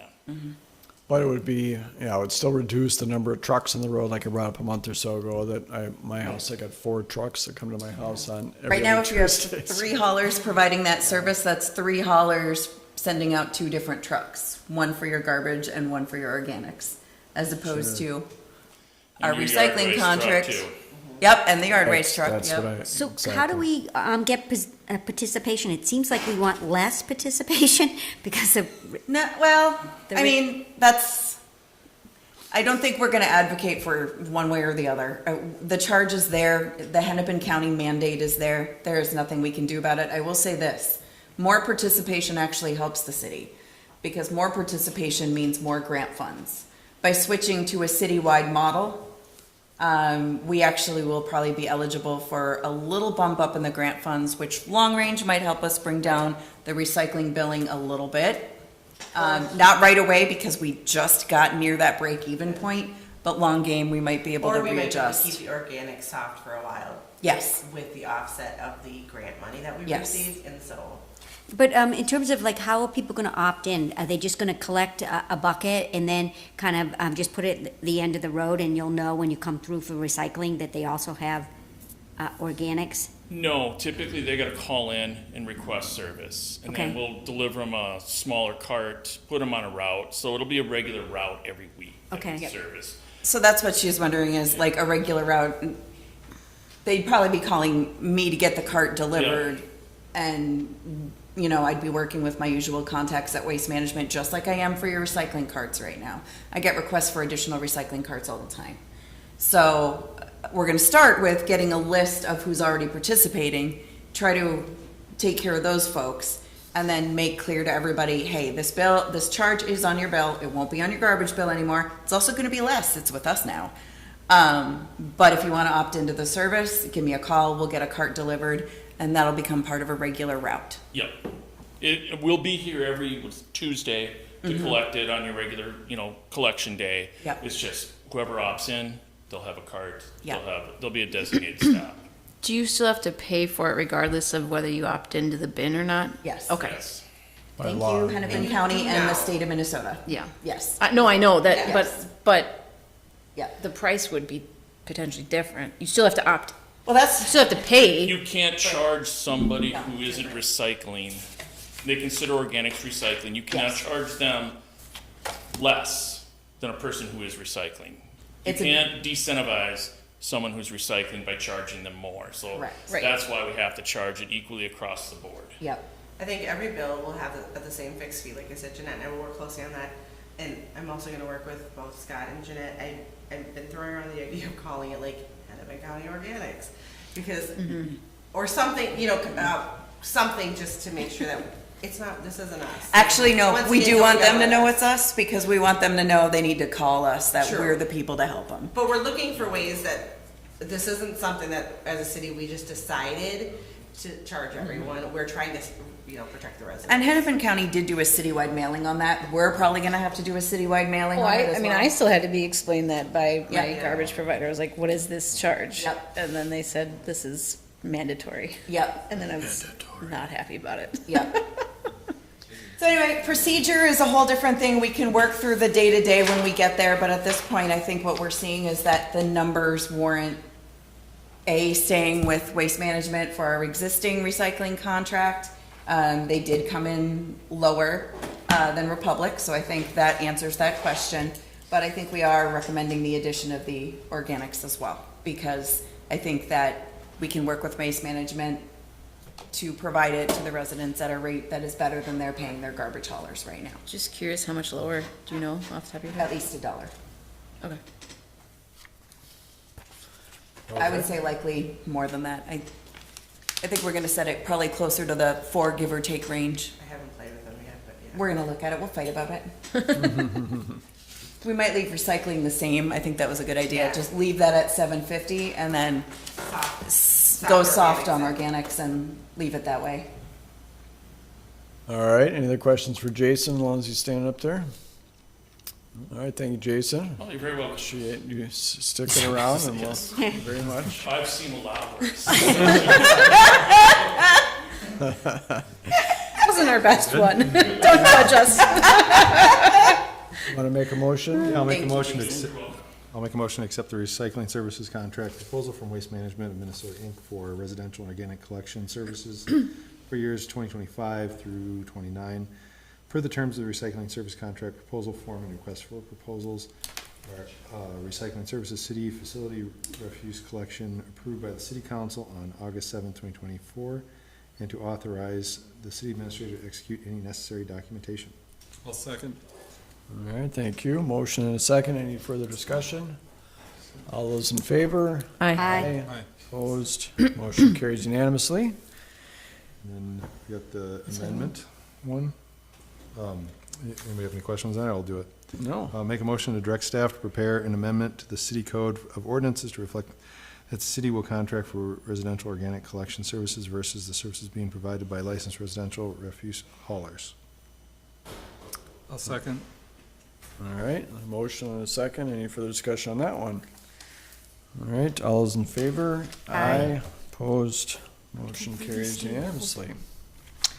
I just made work for myself in an election season. I must be a lunatic. Right, I think it was the right call.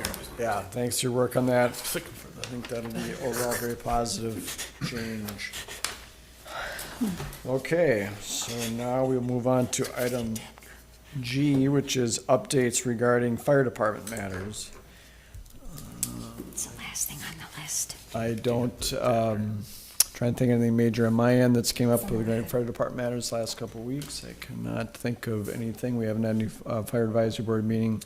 That'll be in October, I believe, is next fire advisory board meeting. I can't remember. off the top of Somewhere my- around there, Can't right, remember. right. Todd, it's not usually this long. So that's on the, I think this is a record. so Hey, you're the that's on only- the agenda? It was like 15 minutes. Yeah, you Right, came to the right. wrong one. Besides that, others have comments. I think Councilman Feldman have a Yeah, I was gonna presentation. talk on fire stuff. I have the green light here. I don't know if I need to switch an input. Scott, is that you?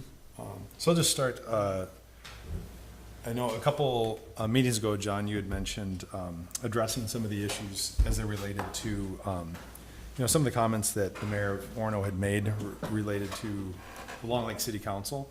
And I had mentioned that I was gonna look at some of the response time data that I had looked at historically. So this is kind of bringing a bunch of stuff together as it relates to what I just call my due diligence study, but response times data and cost effectiveness that we can see with the various models. My goals and motivation for this are first to address what I consider disparaging comments made by council and the mayor of Orono as they relate to the response times of our Long Lake Fire Department, and also some comments that related to the Long Lake City Council and supposed failures we have for management of the Long Lake Fire Department and our response times. And again, this is part of just what I consider my due diligence of trying to understand what position we're in, and because Orono is demanding that we become a contract city. And I wanted to make sure I understood the service performance and the cost effectiveness of the different models we had. And more than anything, just seek truth and transparency as it relates to looking at the response time data in an honest way. So some of the claims that we've seen in the past, well, a lot of them start with the needs assessment that was done in May of 2023. So this is a slide that came from that needs assessment, and the yellow box down there is mine. I just added that so you can see the date. The thing I want you to pay attention to is there's a ton of data in this slide, but what's the most important is the fact that it is an emergency response study that they did, and there was a lot of emphasis on the suburban demand zone and the Station 2 response area. The other thing I'll note is that this is where that mythical 16 minutes comes from. And I call it the mythical 16 minutes because I don't think it's grounded in reality. And you'll see that shortly. And then down at the bottom of this slide, you see that, again, it's emphasis on the NFPA standard as it relates to the suburban response area. And this standard is a fire response standard. I believe it's the 1720 4.3.2 standard. And that says for a fire response, you need to have 10 people on site of the event within 10 minutes, and you need to accomplish that 80% of the time. Another claim that was made, this is in the Orono happenings from July, August of 2023, and one of the things, and under the heading, a few things that will improve with the change in Orono Fire, is this claim. And that is that there will be 4-person duty crews and that the Orono Fire Department will perform at a speed of 5 minutes or less. And as I'm sitting here in the seat of, again, just one vote of 5, in that potential contract city position, I need to understand what model they're using to get to that number, because that's a pretty fantastic response time. Another claim that I found was actually in a court document from Dennis Walsh. This was Dennis Walsh, under penalty of perjury, and he has a statement about the specific study, that needs assessment study. And it says, through the examination of the needs that Orono has and the current service being provided by the Long Lake Fire Department, we discovered that the Navarre territory daytime, weektime response times were woefully inadequate. And again, you notice that this is focusing and stating that they did a Station 2 response area, that is the Navarre Casco Point area response study. And I'm not a social media guy, but I was told that I should look on social media, so I went on Nextdoor, and I was kind of fascinated. But I found these things that the mayor of Orono had posted. And for example, the top left one there, providing the best service that Navarre Casco Point area has ever had. Orono Fire providing the best fire service the Navarre and Casco Point have ever experienced. Providing the best service and response times that the Navarre Casco Point have ever received. And on it goes. In every single one of these, it's talking about the best service. This, when you use the word best, it is necessarily a comparison to a prior. And that prior is a Long Lake Fire Department servicing that Station 2 response area. So I think it was necessary, and this is what I'm going to dig into, looking at what the actual response times were of the Long Lake Fire Department for that Station 2 response area. Another thing that's kind of funny in this one is that first top left one actually says providing the best service, and that's a present tense thing. This was actually written on social media in June, so he's kind of projecting ahead into the future there. Now, if we look at the Orono needs assessment, you have to look at it and say, we're doing some basic research here. And any research project anybody does, you have to define a methodology, and that's basically the recipe by which we do that analysis. So Orono defined their research methodology as pulling the data from the Long Lake Fire Department image trend database from 2014 to 2022. They then kept all Station 2 and all call events. And I color this one red because there's a little bit of, I would say, statistical sleight of hand that's starting to happen with this. And it will become more obvious as we move on. They decided to keep daytime and weekday events and remove holidays. The reason they did this was to examine the hardest periods of time. If you have a paid-on-call model, when people are at work doing their day jobs, that is the hardest time to respond. So they wanted to examine those hardest times, and they disclosed that. So I think that's fine. I've had some people criticize saying, hey, this doesn't represent the fire department as a whole, but they did say they were looking at this hardest time slice or period of time and time of day. The next thing they did was vehicle filtering. And this is another thing I colored red because this is something that you'll see works in conjunction with the other thing to make for some ridiculous results. In particular, there are many different apparatus resource IDs. Those are essentially just the name of a vehicle and what they're, when they took off, when they responded and arrived at the event. What they did is they said, we're only going to keep vehicles that are responding from the Station 2 building itself. And then we're going to take the duty officer and the command vehicle and delete those as well. The argument for this was it's a Station 2 response area study, so we should only keep the Station 2 apparatus. And also, the logic was the command vehicle can't directly apply water to a fire, and they're looking at a fire suppression standard, so that justifies removing the command vehicle. The last thing they decided to do was keep all response modes. And this includes non-emergency events. I colored this one blue just because I think it's kind of middle of the road. Certain data sets we have, you can look and find emergency response mode listed, either emergency or not emergency. But for example, we were just looking at the county data set and they don't have a response mode. So necessarily, sometimes you have to include all data, but just recognize that this is not an emergency study. This is an all modes study. And as you can imagine, you can respond to emergencies faster because there's high urgency and you go lights and sirens. Non-emergencies, you go routine. So they tend to be slower and tend to slow down your statistics. So again, I want to emphasize, I don't believe this represents the NFPA standard, and I don't even think it's a reasonable methodology, as you'll see here soon. But it was my responsibility to replicate their study. They make claims, I first have to do that before I can criticize the methodology. I have to make sure that I have my ducks in a row. So this is pictorially what I view what happened as I'm trying to replicate this. This original raw data file, think of it as a 10,000 row spreadsheet. And in every incident, every fire incident, as well as every apparatus that went, will have a row in this file. The prescribed methodology is the method by which you filter down that huge spreadsheet to get a smaller final analysis file. And that's essentially the set of data that you're going to do your summary statistics over, such as your 80th percentile or your average of the times.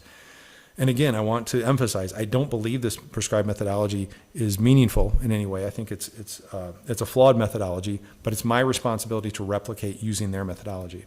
I received their final analysis file where they had supposedly taken the original raw file and used the prescribed methodology and gotten this file. However, these two files didn't match. So I went in and I looked at different events in there, and I found a number of reasons why they weren't matching. In particular, I found that there were conflicts with the prescribed methodology with their final analysis file. So things just directly in conflict. And then I found other things where the data in their final file was actually changing from what the original file was. So I have no idea how they actually got that final file. I don't believe that it followed the prescribed methodology. You can actually show that it doesn't. And Orono was notified about this. And when I notified them that there were discrepancies and inconsistencies with their study and that there was some potential data integrity issues, they cut off communication. And the people on this email thread, this was, at least on the Orono side, I believe Scott was on this, and I think I emailed one of you two. I wanted to make sure we at least had some witnesses to that email. But we had Mr. Van Isle, who's now the fire chief in Orono. We had city administrator, Mr. Edwards, and then we had Councilmember Veach.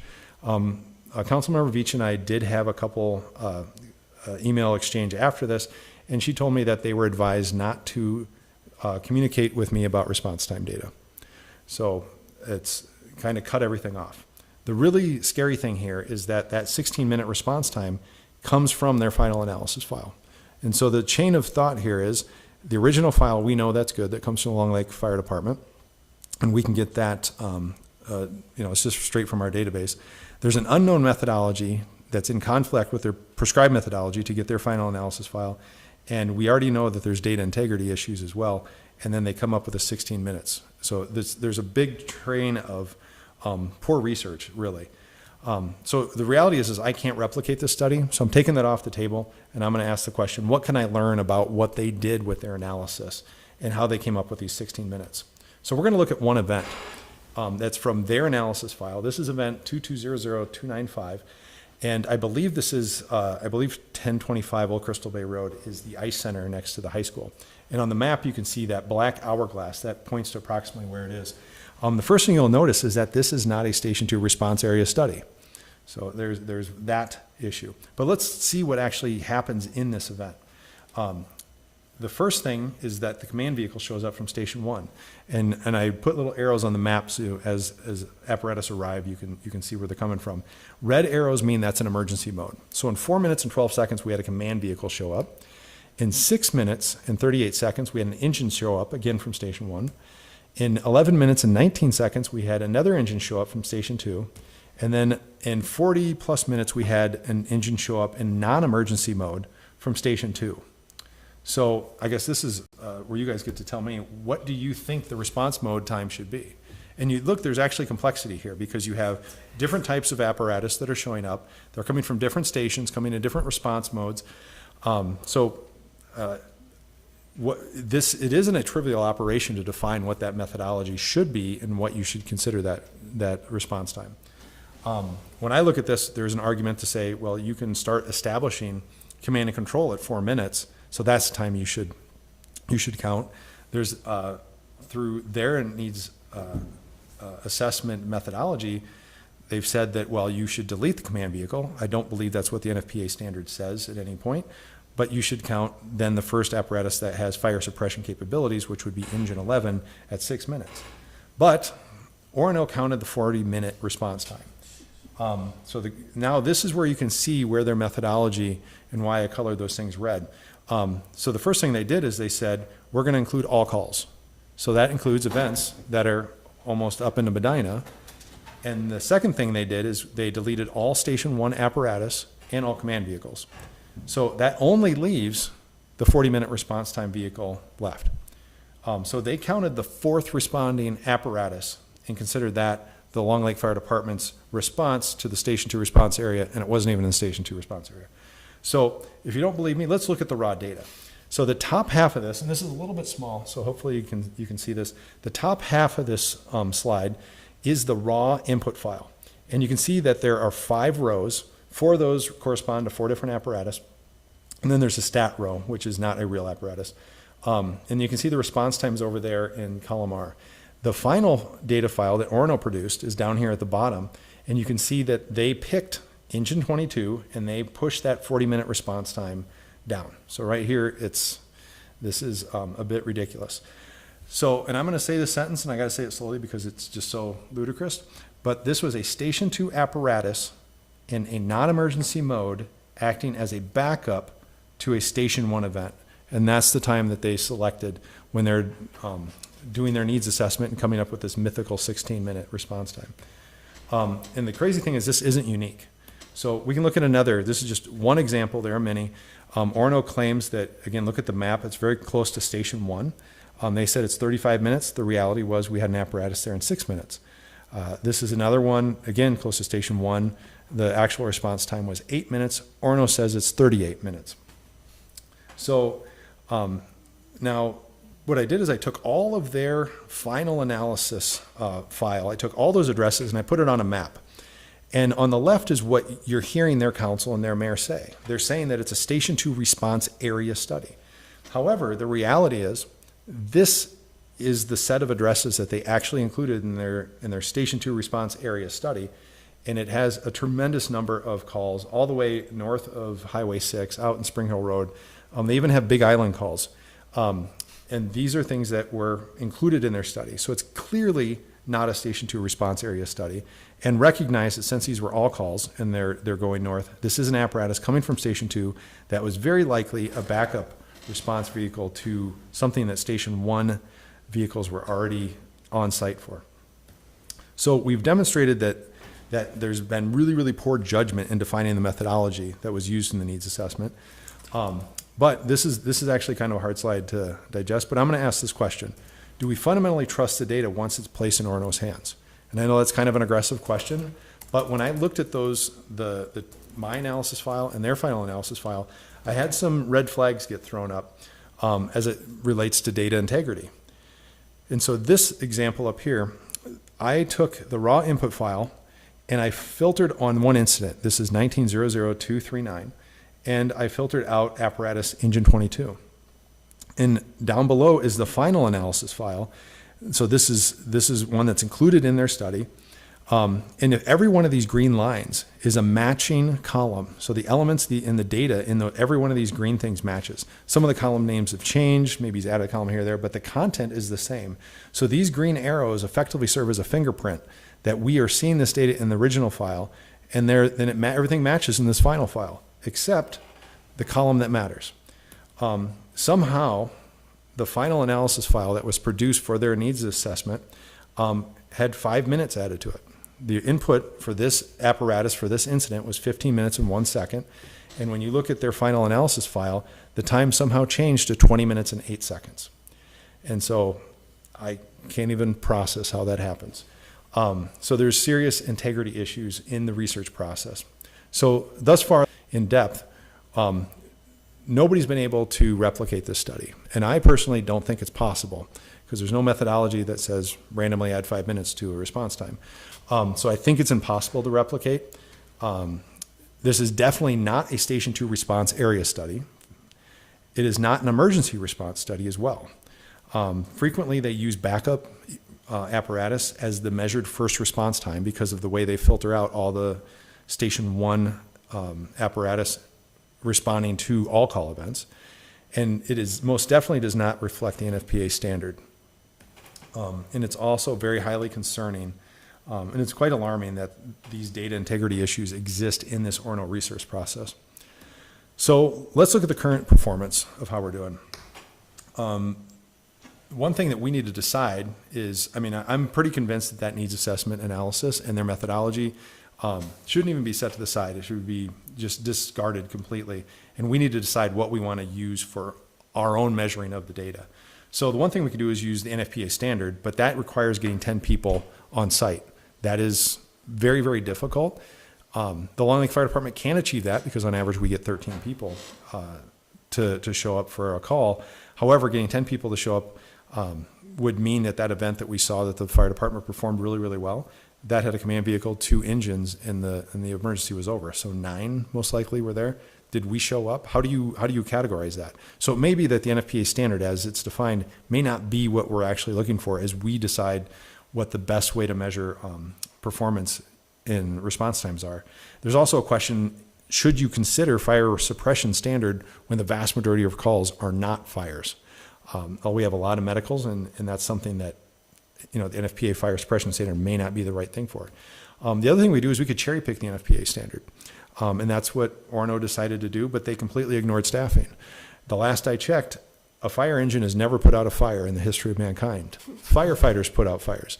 And if you're not properly staffed, it's a real pretty shiny vehicle, but you need to have things properly staffed. So you can't ignore staffing in that type of situation. And I fear, because I hear people say, oh, Orono's needs assessment is the NFPA standard. It's most definitely not. And if you cherry pick and then misapply it, it becomes very, very dangerous because people start believing that it is the NFPA standard. My opinion is that we should use the first responding apparatus. And the reason I say this is, first, it's the cleanest, and it's the most relevant. A lot of calls are medicals, and the reality is if I have a cardiac happen at my house, the person I want knocking on my door is the command vehicle. They have an AED, a full med bag, and the person behind the wheel is likely one of the most highly trained people in the fire department. So that is exactly who I want there. It's not who I delete from the analysis. And also for fires, you got to establish command and control. And essentially you have to have incident command, size up the situation, locate water supplies, make a plan.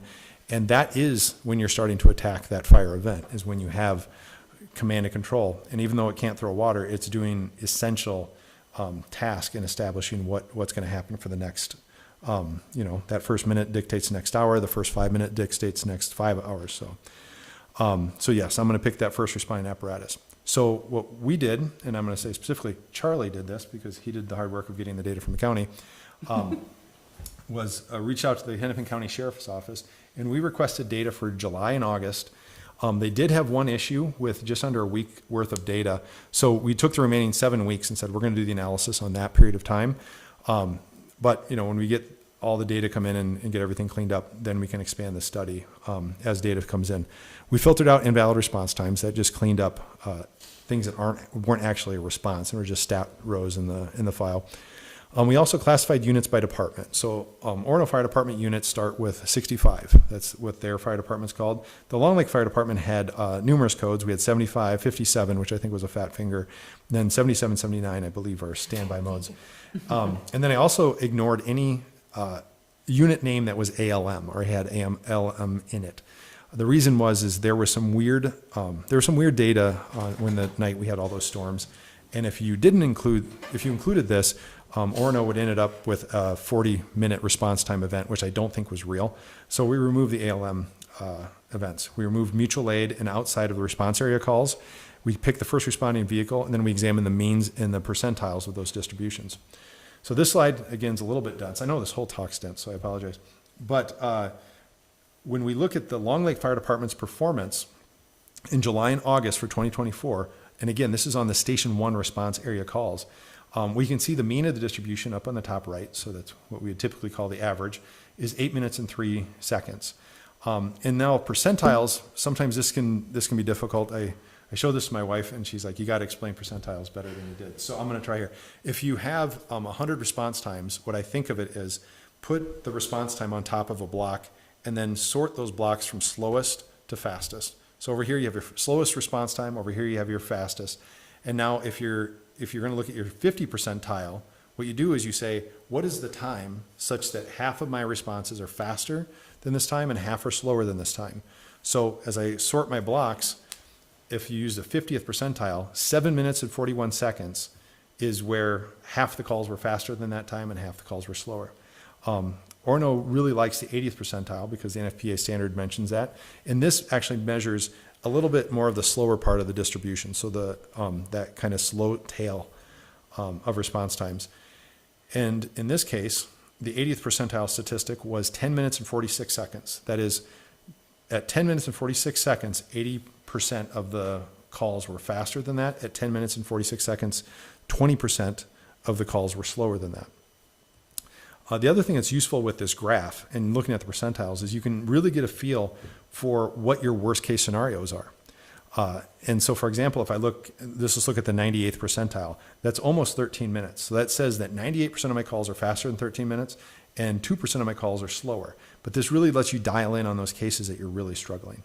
So let's look at the county data for just July, August 2024. And this is going to be two different station response areas. So the Orono Fire Department is going to be responding to Station 2 events. Long Lake Fire Department is going to be responding to Station 1 events. So if we look at that same data on these plots, you see that the Long Lake Fire Department has an average of 8 minutes and 3 seconds. The Orono Fire Department has an average of 11 minutes and 15 seconds. And if we look at that 80th percentile statistic, which has become very popular, the Long Lake Fire Department, for Station 1, is 10 minutes and 46 seconds. And the Orono Fire Department responding to Station 2 is 10 minutes and 51 seconds. 12 minutes and 51 seconds. But recognize that this is not an apples-to-apples comparison because they are covering different areas. It could be that the Station 2 response area is harder to cover because, between any 2 points that you want to go, there's probably a lake in your way. Streets are narrow. It can be, there are some complexities there. So, the other thing I want to mention is that we noticed that there are some pretty rough events in that worst case scenario. So you go to the 95th percentile and up, there were a couple events that Orono had that were extremely slow. And that's a bit concerning. So now the question is, can we apply that historical data of the Long Lake Fire Department responding to a Station 2 response area event, but do it in a correct way? So don't just say, I'm going to take Station 2 calls and then do all calls or anything like that. We're going to actually define these things to the Station 2 response area calls. What we did is we took the Orono PID removal list and we matched that against the image trend database data that we had. So we could pull out all the Station 2 actual events. I exclude Darien Island because Orono did remove that in their PID list, but they're not covering it because they don't have a boat. We excluded apparatus, stat, and POV. POV is private vehicle. Stat is a stat line in the, it's kind of a worthless row, but it shows up as an apparatus. And then we're using the first responding apparatus. If we look at that, then it allows us to say, okay, well, let's look at how the Long Lake Fire Department performed over those same 2 months the prior year. Is there something special about July and August? Let's take that off the table and let's just look at how the two departments responded to that same area over the same months, but just 1 year apart. When we look at this, again, the Orono Fire Department is that blue line on top, and the Long Lake Fire Department is the purple line on the bottom. The Long Lake average time was 9 minutes and 32 seconds. Orono's was 11:15. And now if we look at that 80th percentile statistic, Long Lake's Fire Department, while providing coverage for that Station 2 response area, was 11 minutes and 12 seconds, whereas Orono's was 12 minutes and 51 seconds. So for the 80th percentile for the prior year, the Long Lake performance was actually almost over a minute and a half faster. And again, the tails are a bit rough, as you can see, but you can see the Long Lake Fire Department has a little bit worse tail in that Station 2 area than it did in the Station 1 area, but just not as bad as Orono's tail. Now, if we want to look at the same input file that was used in the needs assessment data, we can look at the 2014 through the 2022 Long Lake Fire Department performance and do that same filter to pull out all those Station 2 events and compare that to the July-August performance of the Orono Fire Department. When you do that, we see Long Lake has an average of 9:14, whereas Orono is 11:15. And then if we look at the 80th percentile statistic, it's 11 minutes and 58 seconds for Long Lake and 12 minutes and 51 seconds. So just under a minute faster with the Long Lake model. And again, we still have that nasty tail up there. And now if we look at all data for Station 2, just combining those two, you'll see there's consistency between the purple and the green lines. That's looking at 2014 through 2022 for Long Lake Fire Department responding to the Station 2 response area. Whereas the purple line is July, August of 2023 with Long Lake responding to that. And you can see pretty much uniformly that the Orono Fire Department model is performing at a worse response time for almost every percentile. And then the tail is significantly worse. And just for reference, the mythical 16 minutes, if we were to put that on this scale just to see kind of where it is on this plot, you can see it's significantly higher than any of the fire departments are performing when you actually compare them in a reasonable way with a consistent metric. And then Mayor Walsh's promise to his residents was that they're going to have sub 5-minute response times. When you look at this plot, it is just inconceivable that they could get to 5-minute response times with the model that they've structured. So we're going to now do a price performance check. This is one thing we talked about in the forum, so I'm going to go over this quickly. But essentially in 2024, Orono is covering roughly 1/6 of their calls for $773,000. I'm ignoring the capital budgets because that's huge over there. And I'm just looking at operational to try to make this as positive as we can for the OFD model. In 2024, the other 5/6 of their calls are costing $665,000 roughly, and it runs very capital lean. So if you look at the efficiency of delivery, that OFD call cost per call operationally is close to $13,000. The Long Lake Fire Department with these numbers, and again, that's coming with estimates of 360 calls per year. This year, in July and August, we're actually a little bit high on call volume. So, and these are just approximates. To get ratios is the most important thing here. Long Lake Fire Department model is roughly $2,200 a call. So that's a ratio of 5.8 times as expensive per call. And the way I like to think about this is Orono, for every 6 calls Orono has, one of them will be covered by Orono for a price of $773,000. The other 5 will be covered by the Long Lake Fire Department for $665,000. Now, if we look at 2025 and the budgets for that, the operational costs are north of $1 million. Again, the capital is still huge, but they're going to be covering 1/3 of their calls next year. So again, we're guessing that's going to be around 120 calls. Long Lake will be covering, the fire department will be covering the other 2/3 of the calls, and that's for $583,000. The operational cost for the Orono Fire Department is between $8,000 and $9,000. The operational cost for the Long Lake Fire Department is about $2,400, and that's at 3.5 times as expensive. The other thing that I'm sitting back just thinking as a contract city potentially is you really need to look at the business decisions of who you are a contract city to. You will ultimately be exposed to those business decisions, so we need to look and see how they're responding. And it's perplexing that they just wouldn't fold this back into the Long Lake Fire Department, where I think we could get it done for, probably less than $100,000, whereas it's costing them $1 million. And again, that $1 million gets you 2 out of their every 6 events, whereas the $583,000 is covering the other 4 out of every 6 events. So the facts that we've now established regarding performance is the Long Lake Fire Department has demonstrated superior performance to the Orono Fire Department model. And I want to put emphasis here on model because we know the firefighters are very good. In fact, half of them are Long Lake firefighters. We know that they're trained and they're excellent. So these performance issues we're seeing has to be based around how the department is modeled and how it's just managed in responding. Because we know the variable of quality firefighters, that is off the table. Both departments have excellent people. So there's some real issues there with how things are operating. And we've already said the response time for the Long Lake Fire Department in every single metric that we look at, when you actually look at the data with a consistent performance metric, the Long Lake Fire Department is actually performing in a superior way. And then it's demonstrated a superior cost effectiveness. So now I want to look at some of the claims that were made and just fact check them.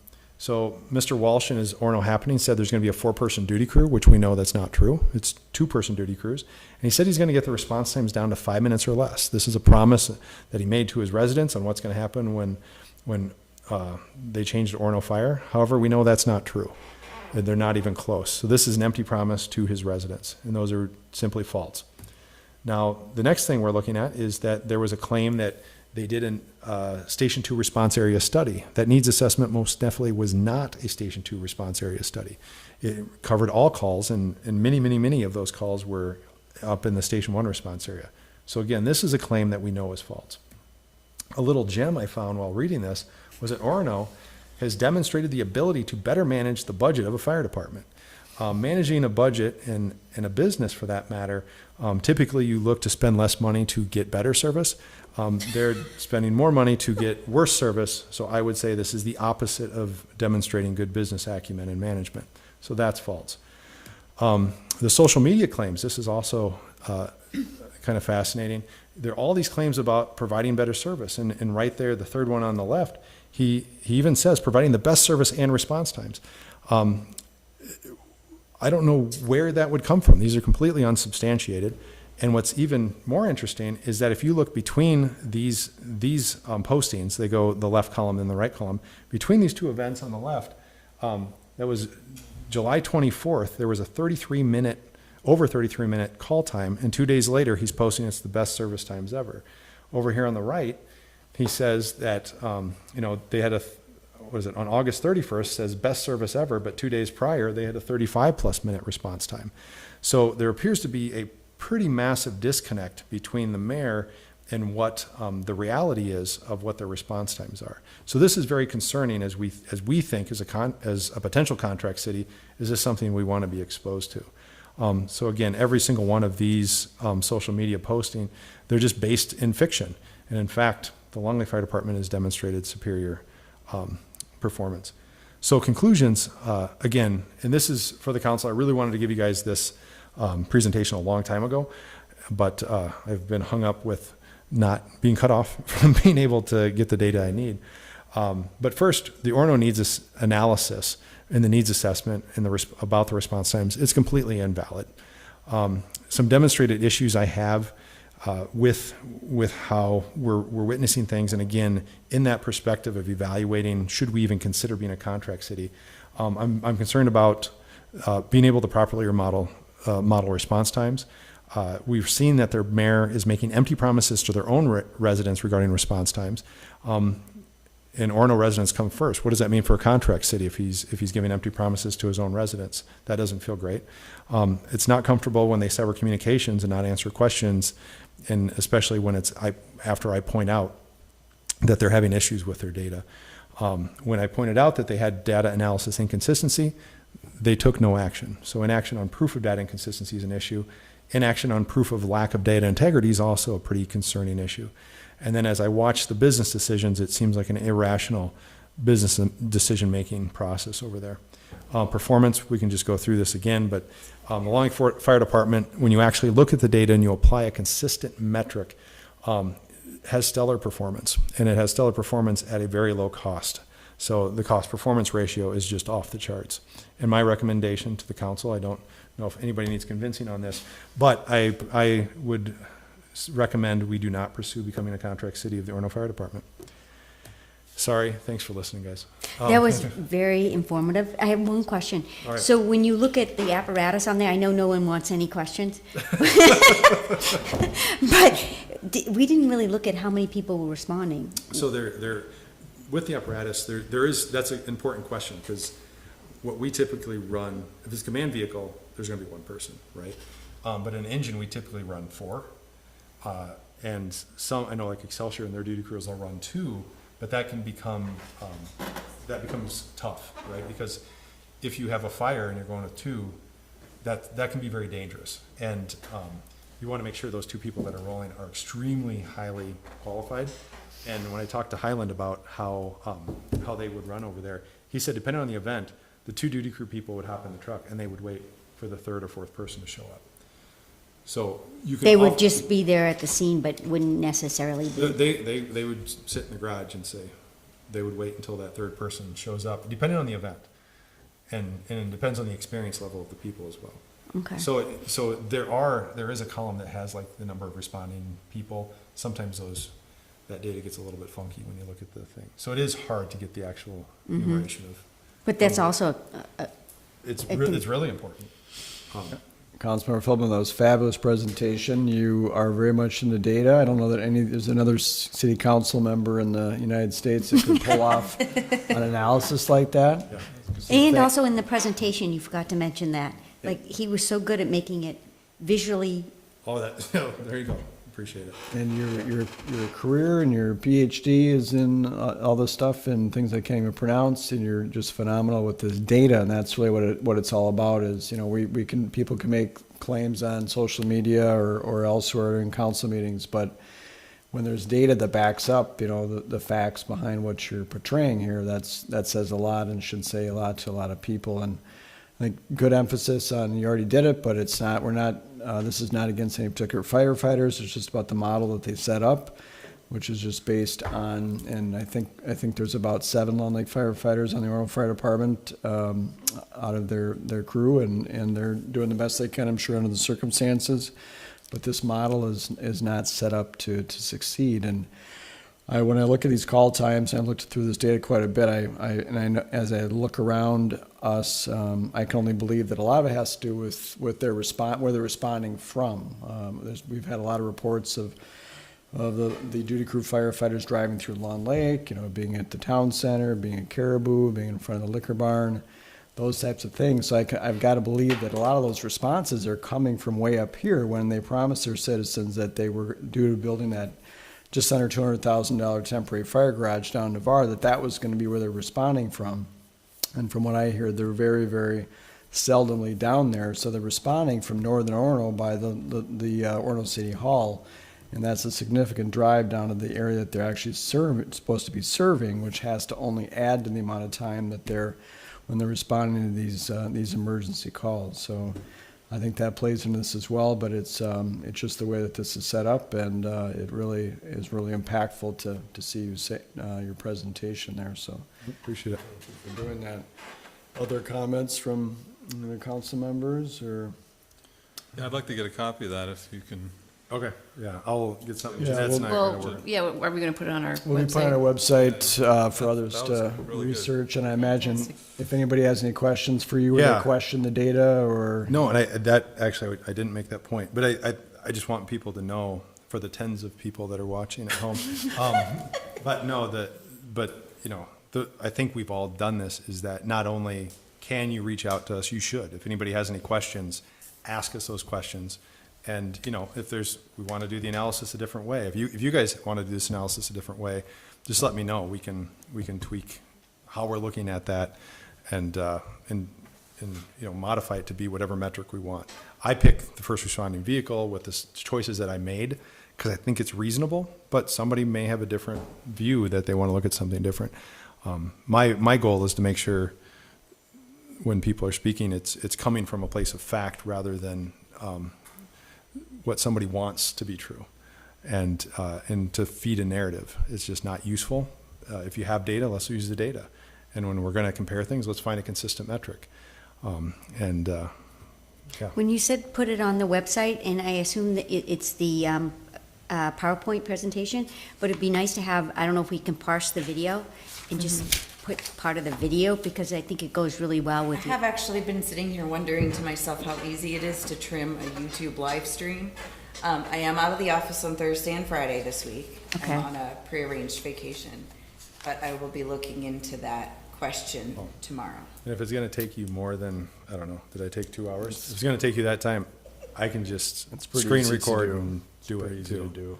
That may be easier. We can, I will look into it tomorrow. I think I may be able to. I just haven't ever tried it So before. I can screen record and just do the microphone and. Yeah, but if you can get this clip out, that would be, so what are you saying, that we put this out? Whatever's We easiest. revisit in the morning. Jeanette has a lot of important things to do with her life, and I don't want her No, to waste no, time no. with. We will start with the slide decks plural, and I will do what I can with videos from that point. And then put it on our website, or? Kind of a other little all social- over, probably. Yeah, I think that'd be good. This is really good stuff. Yeah. I'm working on a little. All right, well, with that then, thank you for that again, Mike. We'll move on to 8, other business. Councilmember Qualley? Nothing. Got my second presentation. Pass everybody's bedtime. Councilmember Divek. No, I'm good. Oh, they did come. All right, and pass tonight on other things, and begins 10:30 tonight, so Councilmember Joyce. Nothing for me, thank you. All right, Scott. I'm good. Jeanette. I got nothing. I got nothing. All right. All right. So as a refresher here, we've got a little bit of a slight change for next meeting on October 1st. That'll be a 5:30 council meeting. Actual council meetings at 5:30. We hope to wrap up 6:30 or so in time to those that want to go to the Orono Forum. And then after that, Tuesday, October 15th, we'll have an EDA meeting as well as a council meeting after that. And then we've got, oh, that's right, it's in the future disregard. An early heads up that Tuesday, October 15th could also be stacked, so I do think if it looks like it's gonna be really stacked, I might send out an email that says bring snacks. That would be Just so fun. we're all prepared. Okay, sounds good. I like that tip. All right. If anybody, unless there's an objection, I'll adjourn the meeting by general consent. Hearing none, meeting is adjourned at 10:26 p.m. Well, thanks for doing that. That was really good. Are you giving yours then? Yeah, I'm not sure. I just kind of lost my